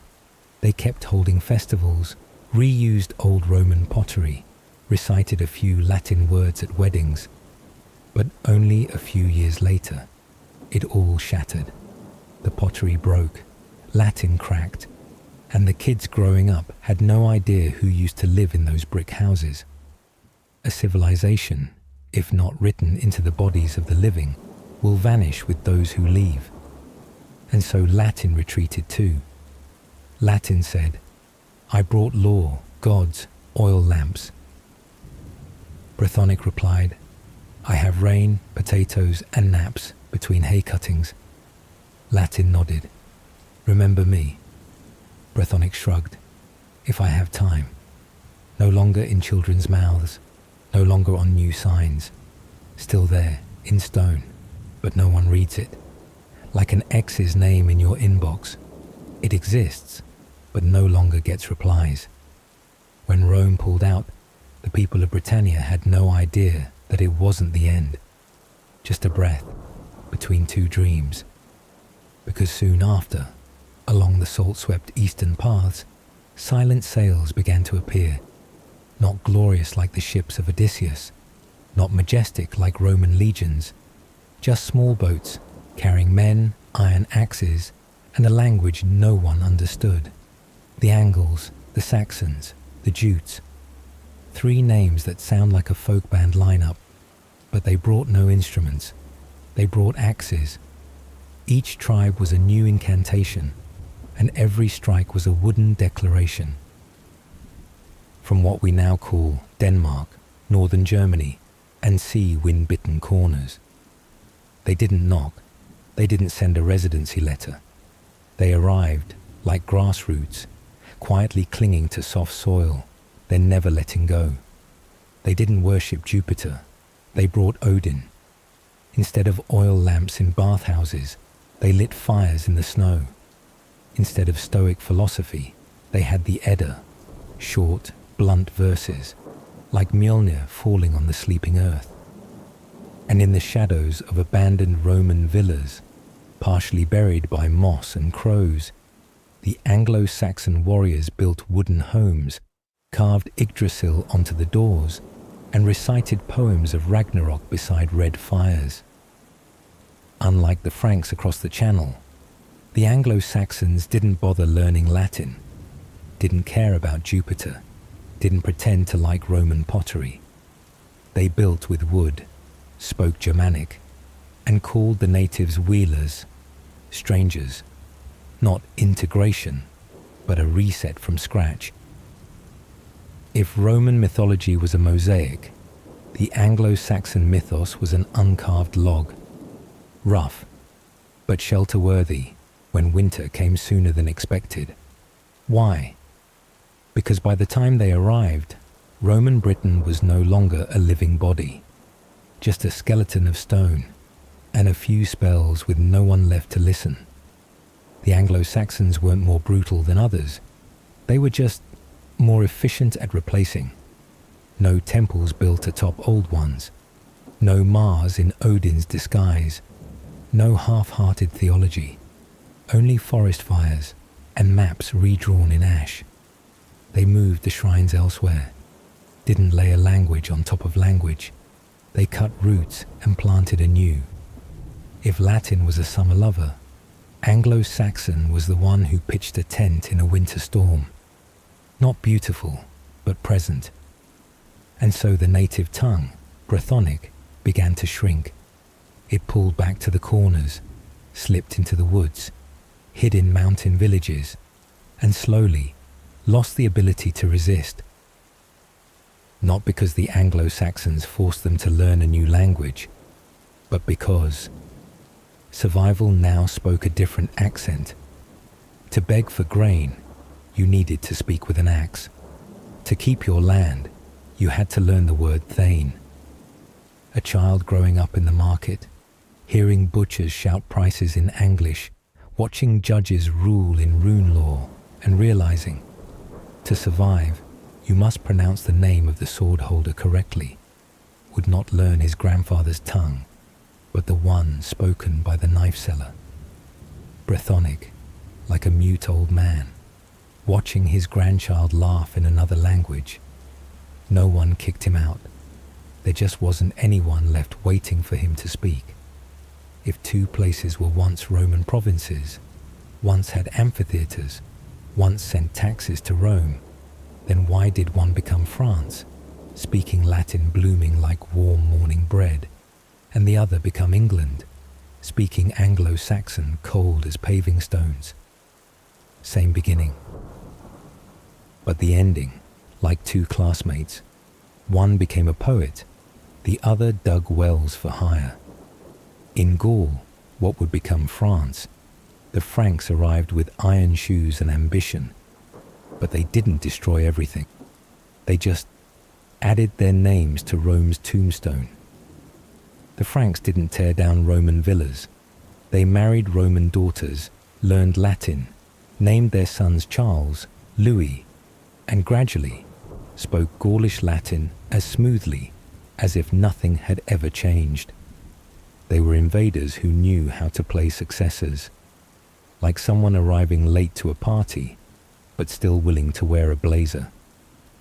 When Clovis, the Frankish king, converted to Christianity in the year 496 Common Era, he didn't just accept the faith.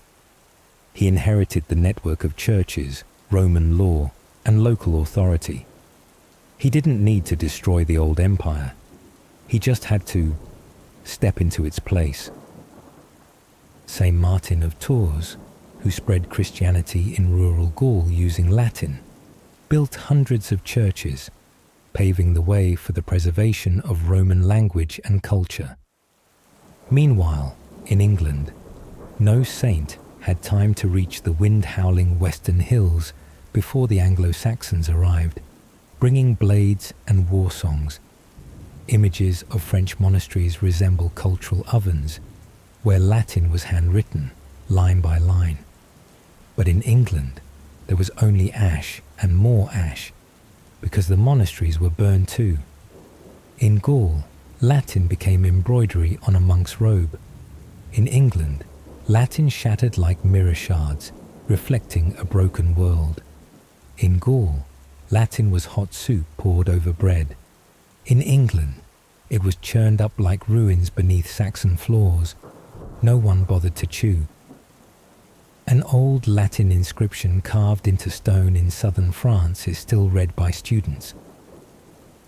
A line of Latin in Britannia is covered in moss and used by children as a marble playing table. And in England, no one stepped into the old place because there was no place left to stand. When the Anglo-Saxons came, no king invited them to dinner. No priest preached to them in Latin. No chapel was sturdy enough to hold a baptism. Only grass taller than men and piles of collapsed bricks. The Anglo-Saxons didn't learn Latin because there was no one left to teach it. No one said salve, only the howling of wolves at night and axes buried in tree trunks. The difference wasn't in the invaders, but in how Romanized the place had been. In Gaul, the Roman foundation was still strong enough to keep building. In England, the foundation had rotted, and the newcomers had no choice but to dig from scratch. So one place developed into French, a descendant of vulgar Latin.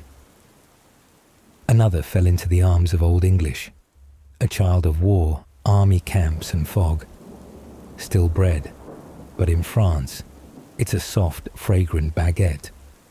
In England, a burnt-edged loaf. After eating, which you still can't remember the name of the flower? Would you like me to write chapter 6, when Latin became the smell of ash and Welsh poetry, where the native tongue didn't disappear, but withdrew into stone mountains, becoming the echo of lullabies, not kicked out of their homes, but still gave up the old kettle? That's the story of the Welsh and Cornish with Latin. They weren't invaded by the Anglo-Saxons. Their villages weren't burned. They weren't forced to speak a new language under the edge of a sword. And no one made them write Ave Maria on sheepskin like the people of Gaul. They, essentially, chose to let go of Latin, gently, quietly, like someone once in love who no longer feels the need to text. Imagine this. You live in Western Britannia. The air is damp, stones covered in moss, and your ancestors once learned a little Latin from Roman soldiers. But your grandfather is a farmer, not a priest. You don't need Latin to herd sheep, don't need it to make your evening turnip stew. And no one uses Latin to tell ghost stories to children. While in Gaul, monasteries were still copying books in Latin, in Wales, mothers taught their children to read poems in Brythonic, a language once considered rustic by the Romans. Around the 5th century Common Era, after the Roman army withdrew from Britannia, the Welsh and Cornish continued their native way of life, but gradually turned away from Latin in daily life, even though they weren't subject to any invasions at that time. Taliesin, the legendary Welsh poet, was said to understand the language of birds, wind, and water. Without Latin, he composed in Brythonic, writing the myths and memories of an entire people. When Latin faded like an oil lamp going out, Taliesin was the remaining breath, spreading through the mountain winds. To the Welsh, Latin wasn't tied to identity, but to submission. It was the language of tax collectors, patrol guards, rulers. And when that power collapsed, they didn't cling to the language like a treasure. They stepped back and touched the earth again, touched the voice of their ancestors again. A church in the West might still have Latin carved in stone, but the villagers use it to tie their clotheslines. Beneath it, an old woman still tells stories of Taliesin, the ancient Welsh poet, in a thick accent and eyes bright like fire. Cornwall too. No invasion, just rebirth. The Brythonic language rose again, not as a revolution, but as a self-healing instinct. Latin fell away, letter by letter, sound by sound. Like a husk, the body no longer claimed as its own. It was like ash on a mountaintop, once fire, once blazing, once revered by Rome, but now only ash. And the locals knew, ash doesn't warm. Brythonic was the root growing beneath that ash, quiet, steady, and not asking anyone's permission. And so, instead of continuing Latin like Gaul, or blending it like the Anglo-Saxons, the Welsh and Cornish chose to return to themselves. Something strange happened here. A people escaped assimilation, only to reject what had once ruled them. Not out of hatred, not out of holy war, but simply, this is not mine. And so, they set it down and moved on. Not kicked out of their homes, but still gave up the old kettle. That's the story of the Welsh and Cornish with Latin. They weren't invaded by the Anglo-Saxons. Their villages weren't burned. They weren't forced to speak a new language under the edge of a sword. And no one made them write Ave Maria on sheepskin like the people of Gaul.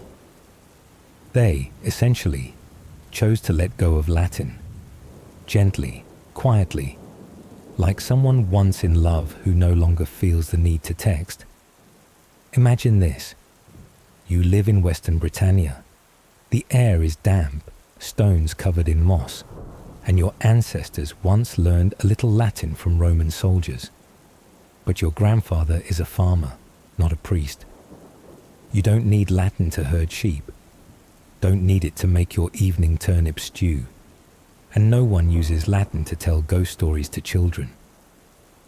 While in Gaul, monasteries were still copying books in Latin. In Wales, mothers taught their children to read poems in Brythonic, a language once considered rustic by the Romans. Around the 5th century Common Era, after the Roman army withdrew from Britannia, the Welsh and Cornish continued their native way of life, but gradually turned away from Latin in daily life, even though they weren't subject to any invasions at that time. Taliesin, the legendary Welsh poet, was said to understand the language of birds, wind and water.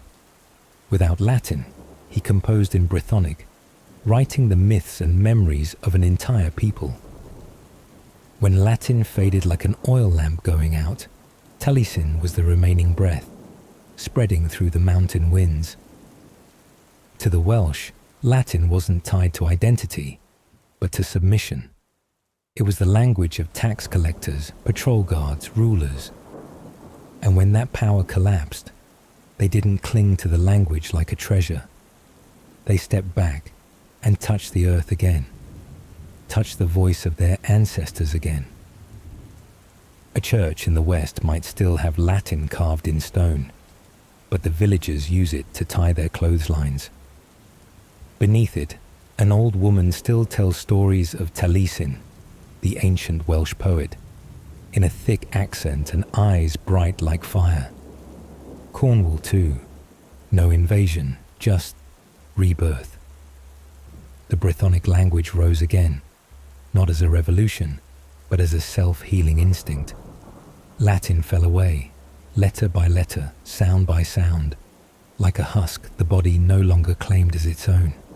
It was like ash on a mountaintop, once fire, once blazing, once revered by Rome. But now, only ash, and the locals knew, ash doesn't warm. Brythonic was the root growing beneath that ash, quiet, steady, and not asking anyone's permission. And so, instead of continuing Latin like Gaul, or blending it like the Anglo-Saxons, the Welsh and Cornish chose to return to themselves. Something strange happened here. A people escaped assimilation, only to reject what had once ruled them, not out of hatred, not out of holy war, but simply, this is not mine. And so, they set it down and moved on. Latin didn't entirely disappear from England, but it wasn't alive either. Not if alive means spoken by the hearth, in the tavern, or among the laughter of children. Instead, it took shelter in the monasteries, like an old man in the corner of a room, only called upon to read the scriptures or copy ancient texts. From the 6th century onward, Latin was preserved by monks like a flame lit with sacred oil. It was the language of God, of Augustine, of solemn manuscripts recopied for centuries without a single mark changed. But it was a flame kept carefully inside a holy freezer. Latin was no longer tasted, no longer shared at dinner, no longer whispered in moments of love. It became a dish displayed behind the glass case of a church, no longer served at the table. Outside the monastery walls, people spoke Anglo-Saxon, or Brythonic, or whatever helped them stay warm and buy bread.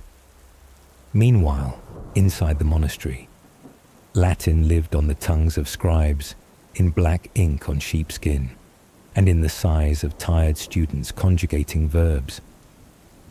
In some monasteries like Jarrow and Wearmouth, Latin thrived more than ever, such as where the Venerable Bede wrote the history of the English in the language he called sacred. But even Bede lamented that even young priests sometimes didn't understand what they were reading aloud. The issue was this: no one cooked in Latin. No one fell in love in Latin. No one called for their mother in Latin when scraping their knee in the barnyard. It was a language learned as ritual, but not breathed as part of the blood. It survived, but did not reproduce. Like a book buried at the bottom of a chest, beautiful, sacred, and useless at dinner. Imagine a boy in 8th century Northumbria. Each morning, he learns Latin in the monastery, declensions, prayers.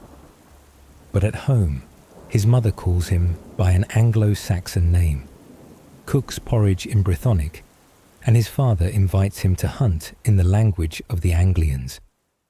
In that boy's heart, Latin might be a window to heaven, but it wouldn't buy turnips at the market. Latin, though it existed, had been severed from life. It might be the language of God, but God didn't live in the kitchen. And so, while in Gaul, Latin continued to live in both marketplace and church. In England, it became a quiet priest, still breathing, but no longer touching the hearts of the people. In the year 1066, England woke up after a rain of arrows at Hastings. And when it opened its eyes, the Normans were already sitting at the table, wearing fur cloaks, dipping bread into the sauce of royalty and law. They brought with them a strange kind of French, Norman French, not Latin, but carrying all the echoes of Latin power. Like a noblewoman dressed in vintage designer, not the original, but every stitch a reminder of the Roman Empire. Latin didn't return like a long-lost relative. It came back like expensive perfume at an elite party, not to hug you, but to stamp a decree on your forehead. From now on, law in French, church in Latin, peasants stay silent. In the Norman court, Latin was used for documents, laws, chronicles, but it was no one's native tongue. It became the language of paperwork, like how modern English is used to write vacuum cleaner warranties. The language classes were now split like a 3-layered world.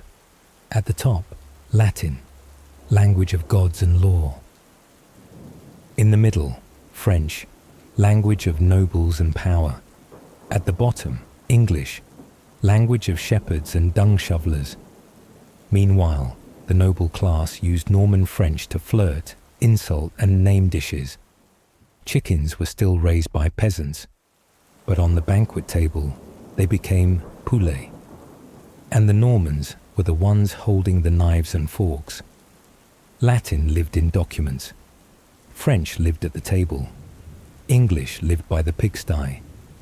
The Anglo-Saxons by then became a blurry background, their language pushed into the margins, surviving only in folk songs, anonymous poems, and curses. Both Latin and French now resembled the god Janus, two faces, one looking back toward the Roman Empire, one staring straight into current power, and English was still digging up potatoes in the back garden. But fate loves a weird twist.